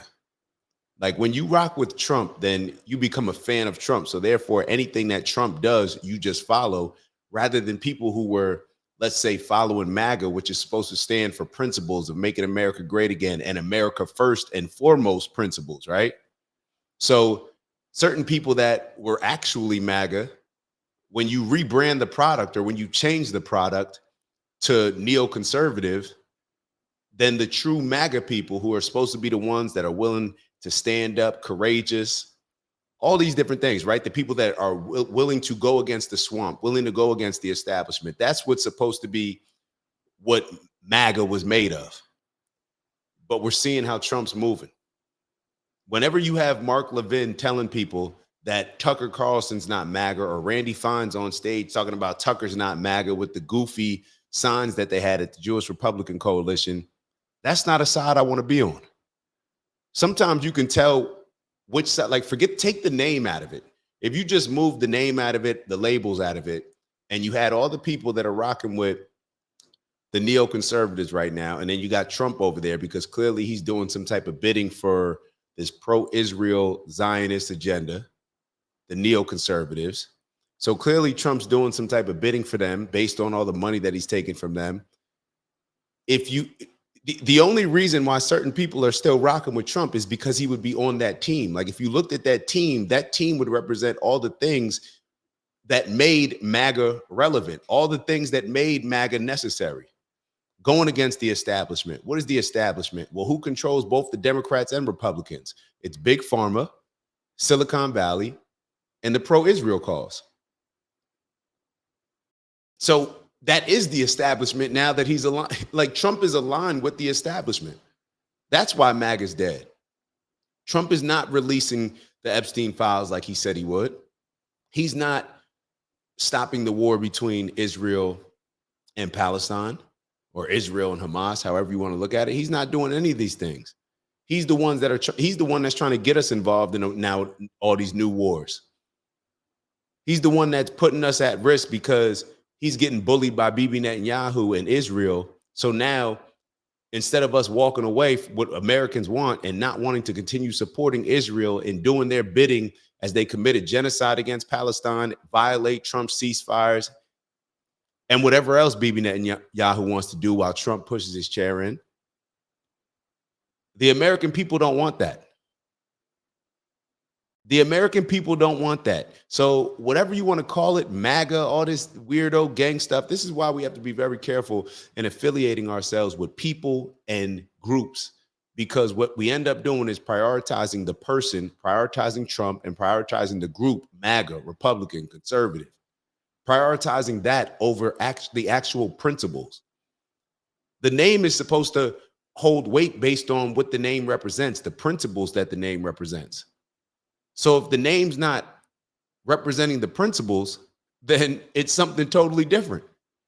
You can't put, let me give you an example. You can, it's almost like if you had, let's say you go to the supermarket and you know you have the supermarket brand and then you got the official brand, like the Colgate. You can write Colgate on the, maybe that's a bad idea. Y'all get what I'm saying. I don't want to make, because I'll grab a store brand quick because it's probably the same thing. This doesn't apply to that. All right. So that's not a good analogy, but y'all get what I'm saying.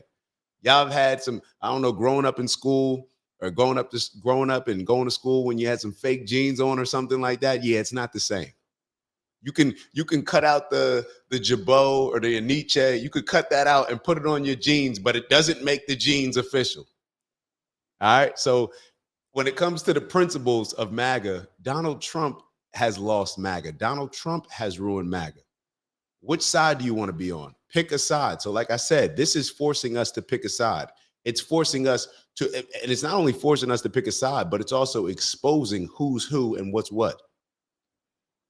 When Donald Trump has to now go against Marjorie Taylor Greene, when Donald Trump is going against Thomas Massie, we're asking ourselves why. Who changed? Who switched up? What are the things that Thomas Massie is pushing for? He's pushing for the release of the Epstein files. Oh, that's why Trump is upset. But then the Epstein emails come out and it's making Trump look untrustworthy. It's making Trump look like a crooked politician, just like the politicians that he was, or just like what he was accusing all of the other establishment politicians of being. And now Donald Trump is doing that same thing. So let's go to the notes a little bit. So I did not know that Trump was mentioned. I think Nick said, don't quote me on this, 1,500 times, but Nick, I do remember saying that he was mentioned more times in the emails than everybody else. That almost raises like not, you know what it makes me think? It makes me think that if all the emails are not already released, what if this happened? It makes it seem like he's really getting blackmailed, because would Trump really just happen to be the most mentioned person in the Epstein emails, or just the most mentioned person in those emails that were strategically released? And the reason why I say this is because if Trump was the most mentioned in those Epstein files, I find it very hard to believe that Democrats would not use that. Even if they didn't release the files, I find it very surprising that Democrats wouldn't leak that Trump is the most mentioned, because Democrats and Republicans have had access to this information. Matter of fact, I find it surprising that some Republicans didn't leak it, because let's not act like all Republicans just rock with Trump. There's a whole lot of Republicans that did not like Trump. Some of the neoconservatives that he's aligning himself with right now said that they were never Trumpers, calling them names, all type of stuff. There's a lot of Republicans that would like to see Trump get out of the party, get out of politics, so they can take their party back, because Trump has been such a dominant figure when it comes to conservative Republican politics. I find it very hard to believe that if they released all of the emails, that Trump would be the most mentioned, for the reason why I just said. So if this is the case, then who released it, and why did they pick and choose these certain emails? Makes you wonder, but it's still on Trump. Trump has nobody else to blame but himself, because he could have released everything. Now, based on what Nick is saying, they're being instructed, his DOJ is to go back, look into the files again, and I guess they're going to end up releasing everything but where Trump is mentioned, which is going to make him look even crazier. I said it yesterday and I'll say it again. Trump's only option in my opinion, to salvage what left of his legacy, what left of MAGA, what left of his politics, his presidency he has, is to jump on the grenade. Bro, just come out, expose yourself. You know what? I messed up. I was being blackmailed. I didn't want the files to come out because I realized that I was in here and it was making me look crazy. Some of the stuff is true. I'm disappointed that I did certain things. Some of the other stuff, it's not true. Whatever it is, he just needs to just come clean and say, you know what? I'm doing this for the country. I'm tired of seeing our politicians get blackmailed. So therefore, I'll expose everything. You can hang me. You can not literally, figuratively. But you can try to crucify me. You can do whatever it is that you want, and perhaps deservedly so. But one thing that you will remember is the fact that I sacrificed myself, even though I messed up, even though I lied to y'all. I sacrificed myself at the end for the greater good of the country. And if he decides to do that, he'll get a bit of my respect back. He'll definitely get a bit of my respect back. But if he doesn't decide to do it, it's over. It's over. It's over. MAGA is done. Like, who? Nick asked the question in the stream, who is still following MAGA? Who is still following MAGA? I don't know. Maybe just the people that were following Charlie Kirk because Charlie Kirk's relationship was so good with Donald Trump. But other than that, who is following MAGA? And we saw the direction. Like, people liked Charlie Kirk. So there's a lot of people that follow Charlie Kirk who probably, just because they had such a close not close relationship, but just because they were such fans of Charlie, they didn't even entertain Nick. They wouldn't even allow themselves to hear Nick. But the problem with that is, and I see the glare coming in. Shout out to Miami sun. It's about to be a nice sunset. But the problem with that is when Charlie passed, now those people, they don't have somebody dynamic in Turning Point for them to follow. They're going to follow the Tuckers. They're going to now be open to Nick Fuentes. And their opinions, just like Charlie's opinions, were already moving in a direction that seems to align with more of the things that Nick is pushing. That was the main thing, the main ingredient in what created such a toxic relationship between Charlie and Nick. In my opinion, it was the issue of Israel. The issue of Israel. Think about it. This is why we talk about this every day. It's such a huge topic because so many people are tied to it. And when I say tied to it, so many people are tied to it based on accepting donations from AIPAC and other Jewish, American, pro-Zionist, pro-Israel people or groups, that they're expected to behave in a certain way. They're expected to play the political game that Donald Trump initially came into politics saying that he was going to get rid of. And we thought that he did get rid of certain aspects of it, and perhaps he did. But what he's been doing recently, I don't think anybody owes Trump any benefit of doubt, any bit of grace at this point. Like, we've been extending that grace. Like Nick said, voting for you in the first place was giving you the benefit of doubt, extending some grace. And I didn't realize, bringing up a bunch of stuff, I didn't realize that a lot of the things that, hold on. All right, so I didn't realize that. My fault. Somebody was jumping in on my boy just jumped in on the on the stream. I don't even know if he knows that he's on. But yeah, I didn't realize that Donald Trump didn't pardon the January 6ers and had the opportunity to initially. But then he ended up really, I don't know. You know what this reminds me of? I don't know if y'all are NBA fans, but you remember with the 76ers, with Joel Embiid, for the last maybe 10 to 15 years, they've been talking about trust the process. Like, trust the process. It's like, how long can you trust the process? People are, when it comes to MAGA right now, what are you trusting? Trust the principles. Don't trust the process based on what you're seeing happen in front of your face.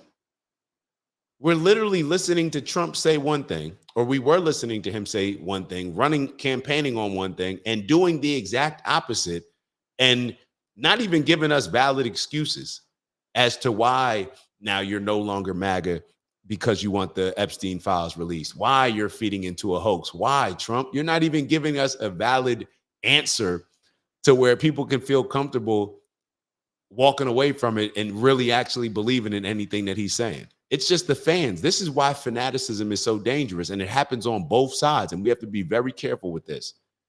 It happens on both sides. People become such fanatics and so tied into their gang affiliation with the Democratic Party or the Republican Party or whoever's giving them donations.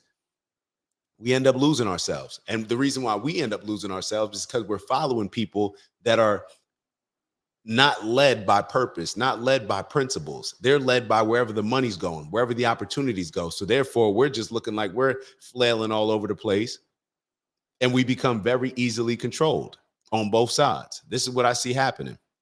So Nick asked the question, what does Trump even stand for anymore? If you had to say, what does Trump stand for based on his first, 11 months? Based on his first 11 months in office, what do you think Donald Trump stands for? Yo, BK, what you doing in the back? I'm looking at my bro. As a matter of fact, we're going to bring you in. You about to jump in? Hold up. My boy in the background. Yo, I'm like, yo, what is he doing in the background? Yo, I opened my laptop from a nap and I was asleep and I was like, it just went straight to your joint. And I was like, oh, Dak must be live. Let me listen in. I didn't know I was on the rod. I'm reviewing one of the videos. We're gonna lead us in there. Now I'm glad that you jumped on because they probably looking at me crazy, like, yo, what does he keep doing? Because I kept pausing and looking at the screen, like, yo, what is BK doing? Yo, I literally, because my joint died yesterday, so I just cut it on. So when you logged back in, and it logged me right back into your joint, and I was like, oh, let me listen with Dak on. I didn't know I was on the broadcast. Yo, that's funny. Now you was in the background. I'm like, yo, what are you in the back? All right, well, we're gonna finish it up. You'll listen to we just finishing up some notes. I just was reviewing Nick's latest episode from last night. He was talking about Trump turning on Marjorie Taylor Greene. And the last thing that we were talking about, we was talking a bunch of stuff, but the last thing that we were touching on is, what does Donald Trump even stand for anymore? Okay, I heard you to trust the process. Yeah, like all that. Like, bro, people are done with Trump. Trump is losing all credibility. And yo, let me run this by you, because this is what I just said, and I think is the only way that Donald Trump can win back some of his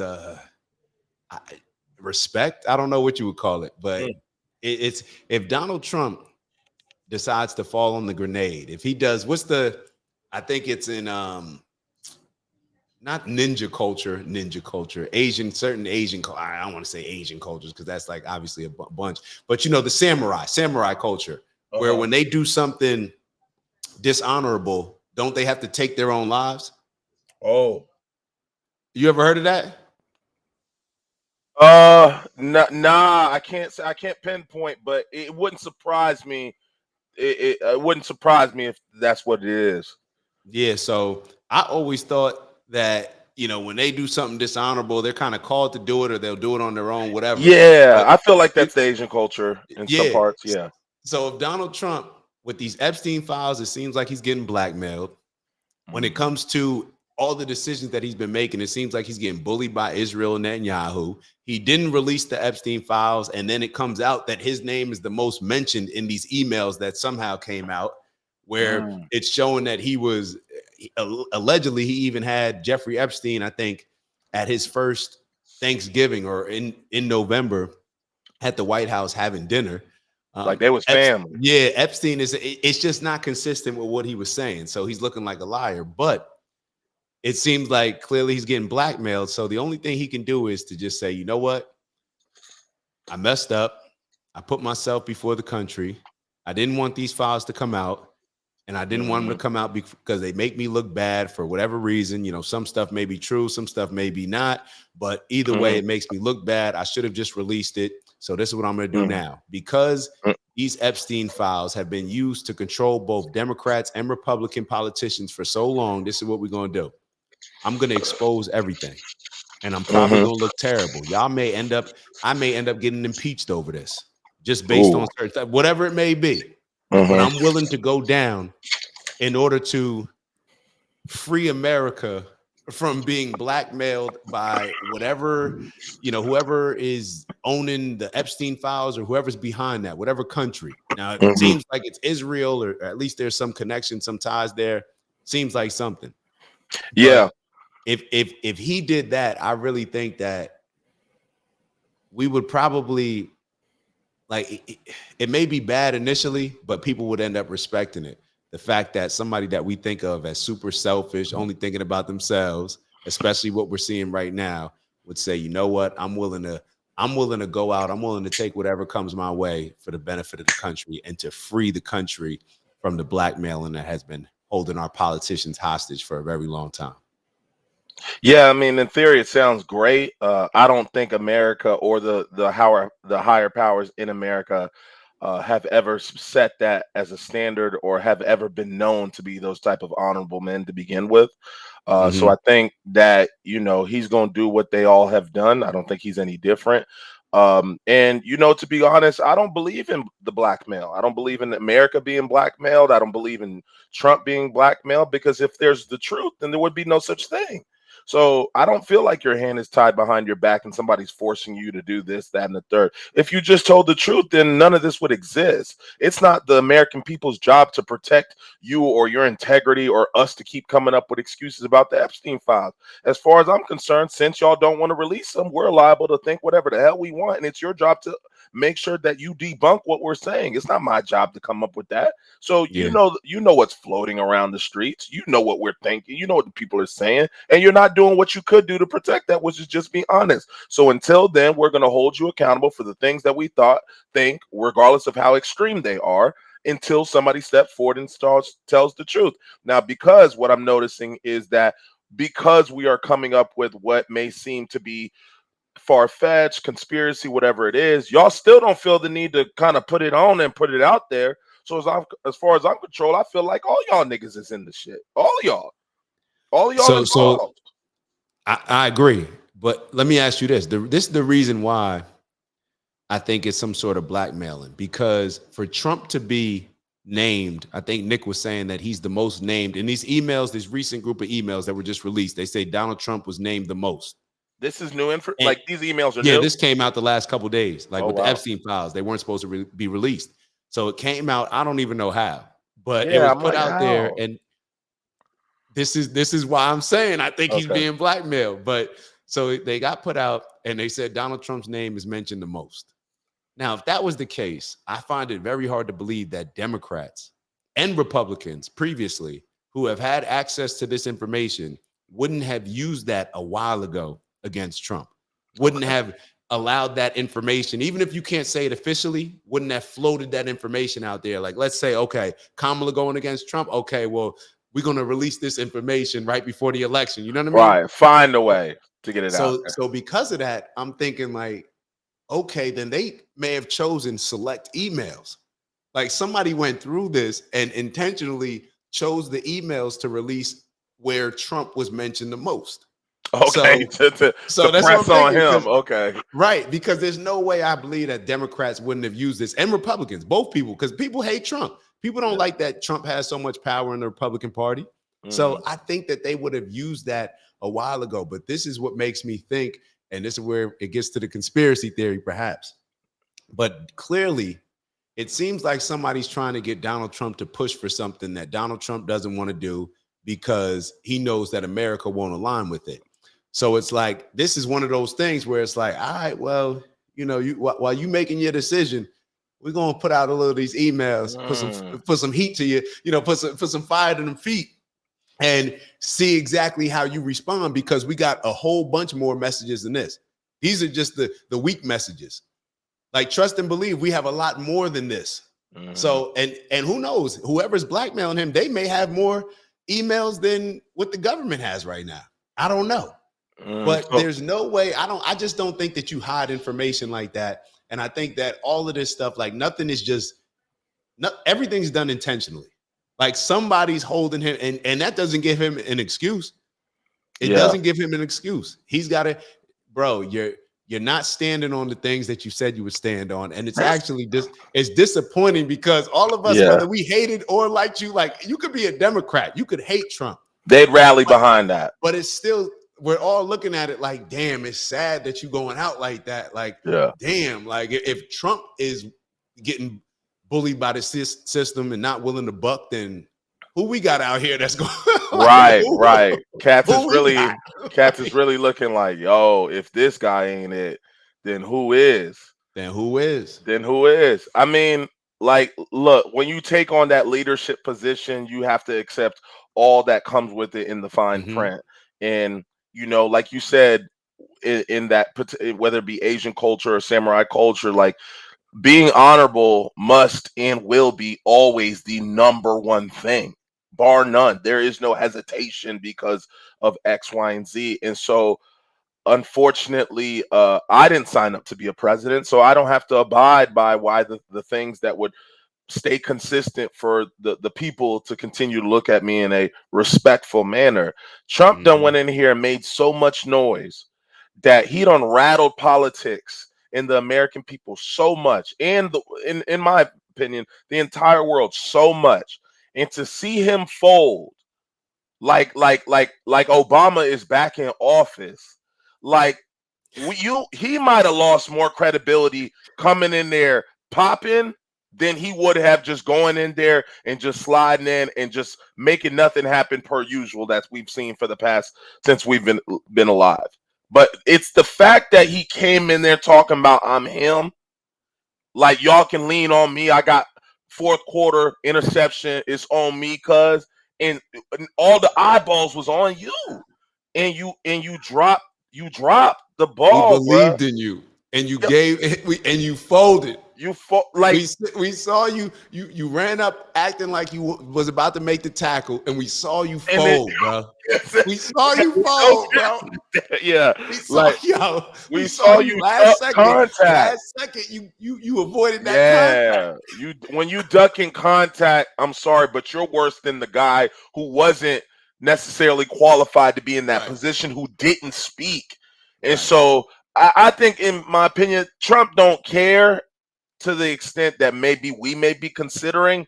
I think he understands what's at stake here, but for him, he gonna just find a way to just continue to pivot and like he's done his entire life. So this is just another chapter to his book. Shout out to him thinking he could, but the real ones know he didn't and he couldn't. And you know, he got to sleep with that at night. He could have. Oh, he could have. Okay, he could have. He could have. Is sticking to the analogy. It's more like, yo, you got all them muscles. Yeah. Fast. You got all the intangible. You got all the skills. Everything. There's no excuse. You could have, but you're just scared of contact. Like you got scared. You allowed them to. Like Trump, you had everything. Yeah. If not you, then who, bro? Yeah, you didn't want the smoke. Like you was the one. And you didn't excuse for it. You didn't step up. You didn't do your thing. So I think he just gonna go down like that. Like, you know, some cats on the team, they went down like that. Like cats was all right. So think about this. Trump could have been the transcendent president. Like he could have been the one where it seemed like the pendulum was going to swing the other way. You know what I'm saying? Or was going to set the tone in order to push people more on that America first mentality, more of a nationalist mindset, but just putting the country first, not worrying about all these foreign affairs and stuff. But now he's going to be known as the guy before whoever's the guy that actually has to move things in a different direction. Yeah. Because now it's to the point where both Democrats and Republicans, like a big portion of both, are sitting here saying like, nah, we're not off this Israel stuff. Yeah. Like we're not with that. We're America first, putting the country first, and they're creating a unity. Here we thought Trump was the one that was going to be the one pushing that. We put the battery in Trump's back, and Cats was gassing him. Cats did gas him. Cats was definitely here for what they thought he was. He came in as a high 5-star draft, or not draft. He came in as a high 5-star recruit. He definitely, you know, he claimed that he was playing in a league he was 5A. You know, he fit the measurables. everything was there. And then, we're expecting him to produce at such a high level, like a true 5-star rivals recruit.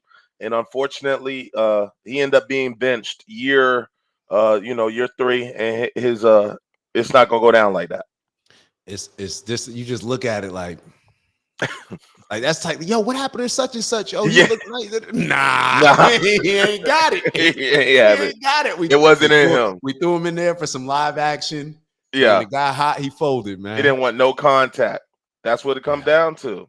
I mean, the way it sound like, I don't want to hear nobody talk about these guys like the Candaces or the Knicks and these people that are just ready to pop their shit, because as far as I'm concerned, they've done this just as much impact as Trump, who's in office. So I don't want y'all dog them out. They doing just what your man's them. Yeah, don't ever mention Trump in the same sentence of Nick Fuentes, Candace Owens. Yeah. There's a few of them. Yeah. The Thomas Massies. The people who are willing to stand on some business, like, don't mention him in any of that. Like, Trump folded. And what's crazy about it is they stand on business without necessarily having the backing that Trump had. Trump had the backing of the people. Yeah. He had them outside. He had the people. Like, he had it, the momentum, everything. And he folded.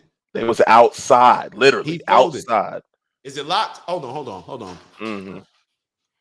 Yeah, they was outside. Yeah, so the last thing that we'll finish off, because I was just pretty much saying that this is the Civil War. At least we get to see who's who and what's what. At least now where you're forced to pick a side. Pick a side. If you with the neocons, if you with the pro-Israel, the Zionists, then stand over there and voice your opinion. Voice your opinion. But if you with the other side, voice that opinion. So yeah, I'll let you finish it off.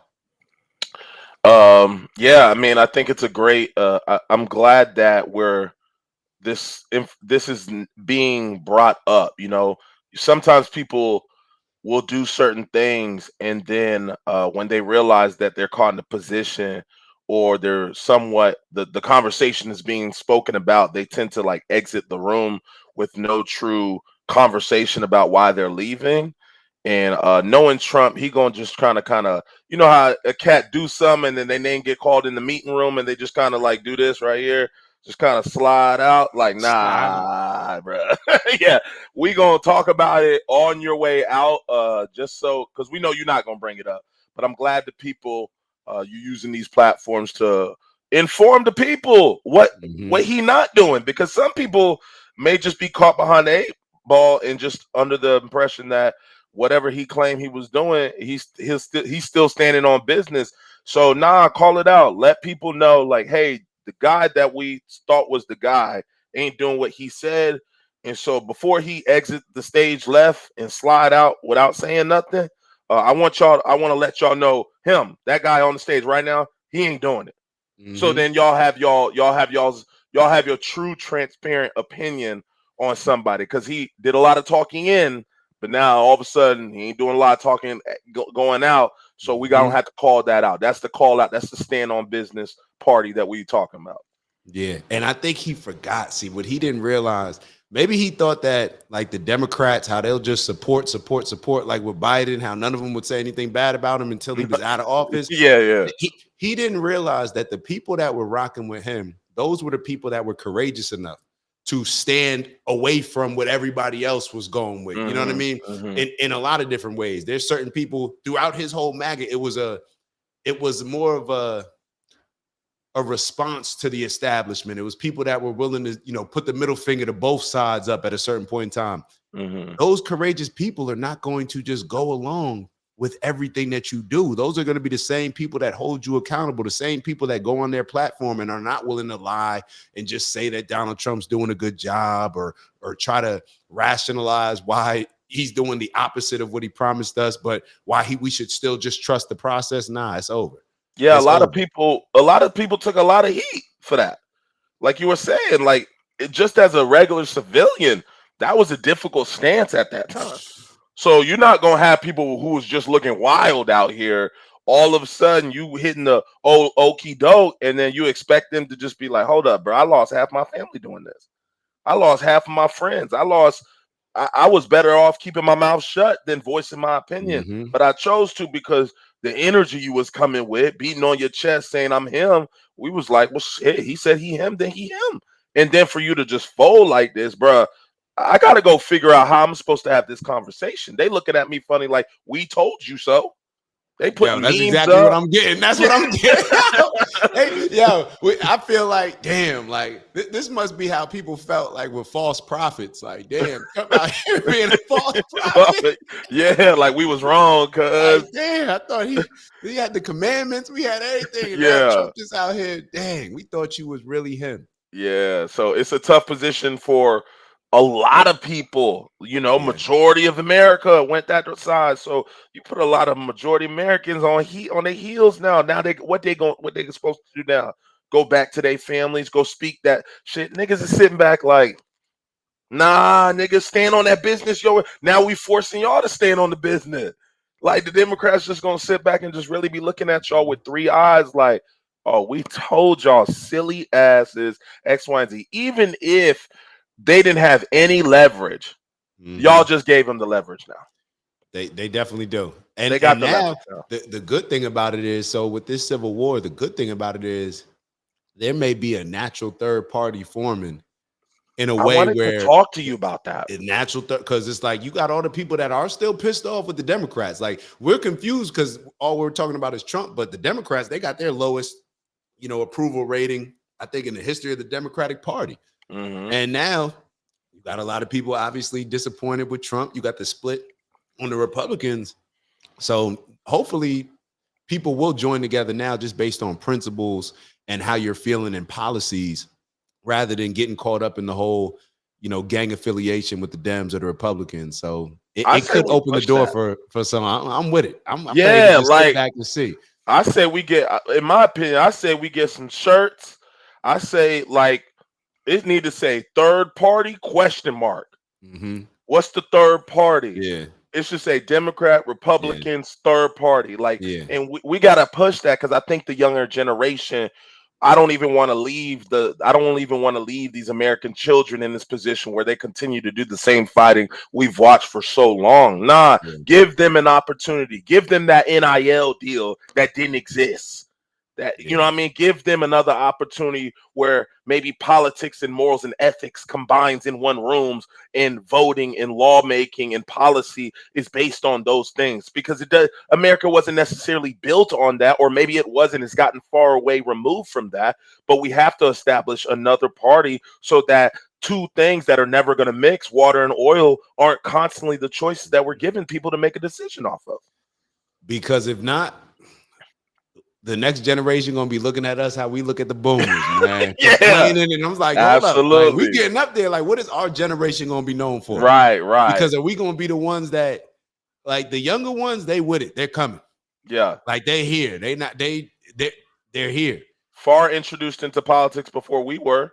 And they got a lot less to risk right now. Yeah, we 30, upper 30s, 40s. You got more to risk, maybe family, friends, all that type of stuff. These young ones, they don't care, bro. They ready to spend. Like, yo, what's the principles? This is what we're moving on. We ready to stand on it. They got all the testosterone, all that stuff. They want to apply themselves to something, some sort of movement. They want to be attached to something that's going to bring about some change. And now they're paying attention to politics more than we were even paying attention to. That's what I was going to say. Yep. We're getting into this in a later time, or, it's just that much more relevant. But, if we can give them the opportunity, because I think that's what I'm seeing a lot of what the Republican Party is doing a great job of. They're infiltrating these kids damn near in high school. Like, the kids in high school rocking the MAGA, the Republican, my dad already. William and Mary just started the Turning Point USA. Yeah, the TBSA. As you see, they started something that didn't exist. Yeah, we weren't thinking about. We went off none of that. We was just, and to be honest, I was just rocking with Obama because every rapper was putting it in their rap song. I remember when he won. We running around campus. I don't know nothing. Don't know anything. Just like, oh, he black. I bet. Yeah, but see, that's when that was a strategy. That identity politics. They leveraged with a lot of those celebrities and things of that time at that time. So it's like we have to somehow make a party that allows the youth. I don't care if you on a HBCU or you on a PWI. that they can go there and not immediately think rage, think fight, think gang, think, oh, this gonna be dangerous. Nah, like we need a party that can come through there and it not necessarily be so far left or so far right, but something that where, like we say, like, look, this political party based on principles, based on a foundation that is honesty, honorable. Like, if you're not off that, cool, these other two are for you. Yeah. But we right. just here touring this campus. If you have that in you, just come grab a brochure. Come talk to us. We need these youngins. We need to give them another opportunity. We need to, and we may have to lay down a blueprint so these kids know they only brought the TP at William Mary because it wasn't there. So there's opportunity here. There's opportunity to start something new, to go on these colleges. You think these kids want to be attacked online or labeled as a racist because they wear a hat? Like, it's so difficult for them to even get into politics because you damn near shunning the other side of your friends or the race that you may be rocking with all the races. They're gonna look at you a type of way. Like, there's too much stain on what we give in the children. We need to give them something else where they don't necessarily feel a type of way. It ain't like a white boy joining a fraternity for the bros. Like, cats gonna be looking. The white boy, cat's gonna be looking at him like, yo, what you doing, bro? Like, what you over here? Or it's not like, or vice versa, the other way. We gotta give some type of equality, true equality that's built off principles, but not on no sucker shit. Like, we want it gotta look forced stuff. Like, you just like, I like being around. Like, I'm not even thinking about all the other stuff. Like, just naturally, because when it's forced, obviously that's not gonna work either. It's extra. Yeah, some cool popping shit. Give niggas to be able to stand on real authentic business and honesty. And that joint don't look extra. Like, you ain't jumping around or you ain't being like, nah, like some cool calm shit. Get these niggas or get these cats an opportunity to be able to do that. I think it's gonna be on our plate to do. Because if not, history gonna repeat itself.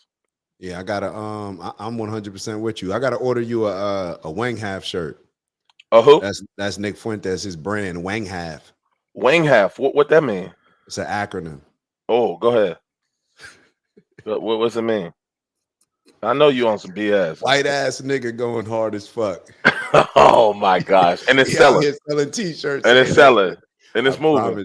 I promise you. I'm not wearing him that. On the back. It's extra. It's extra. See, that's the party I want to be a part of. You feel me? It's extra. See, I'm not off none of that. Yo, I tell him. I tell him in these response videos. I be telling him. In these responses, because he be looking. Yo, I know he be looking. I seen him say certain things. I'm like, yo, he be looking.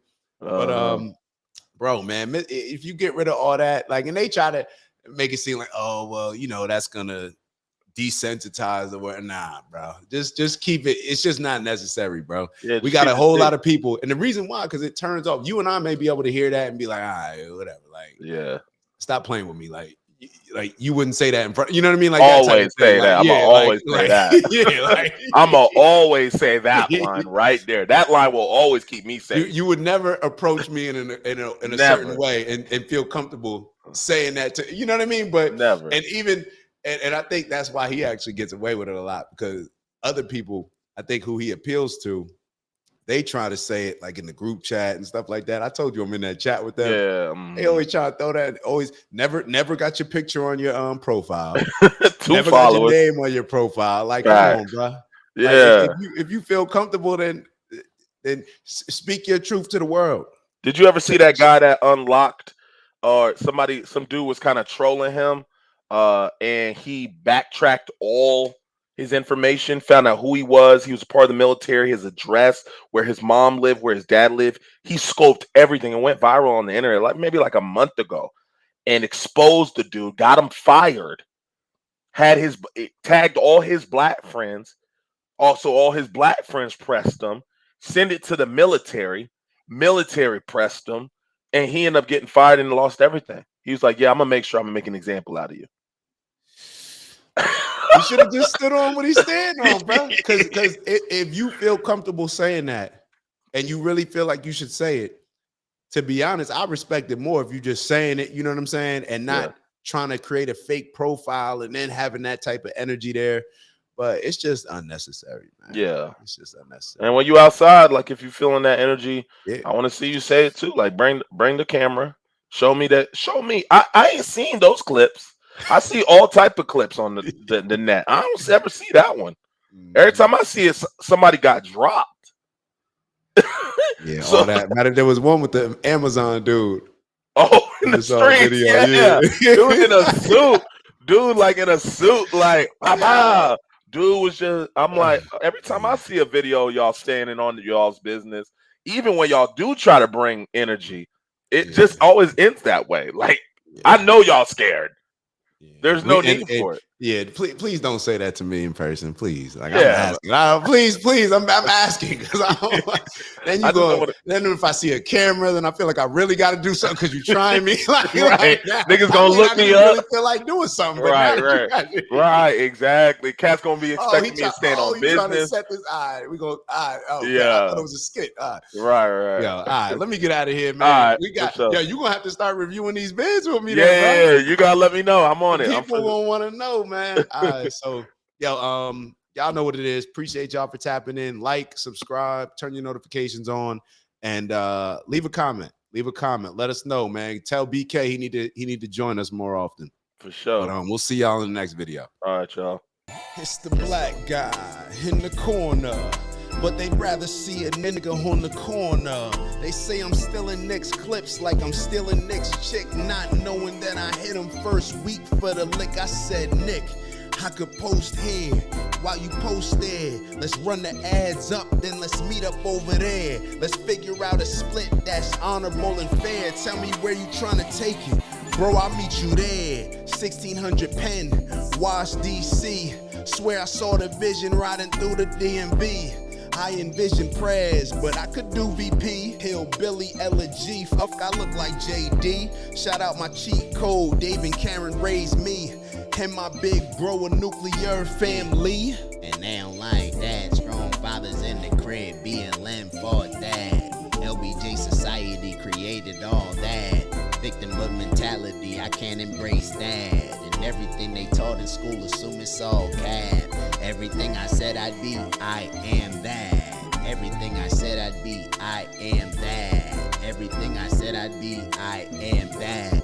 Ain't no introduction, just some fun facts. In case you were wondering, I am that. I know you heard me hit it 3 times for Dr. Umar. Shout out to Umar, man. We ain't kicking nobody when they down. And shout out to everybody that continues to show love, support, appreciating the message that I'm giving y'all along with the bro Nick's message. We gonna keep pushing, man. And shout out to the haters too, cause y'all in the comments heavy too. y'all the ones that gave me the inspiration to create this song. They kept saying like, who's the random black guy in the corner? I am.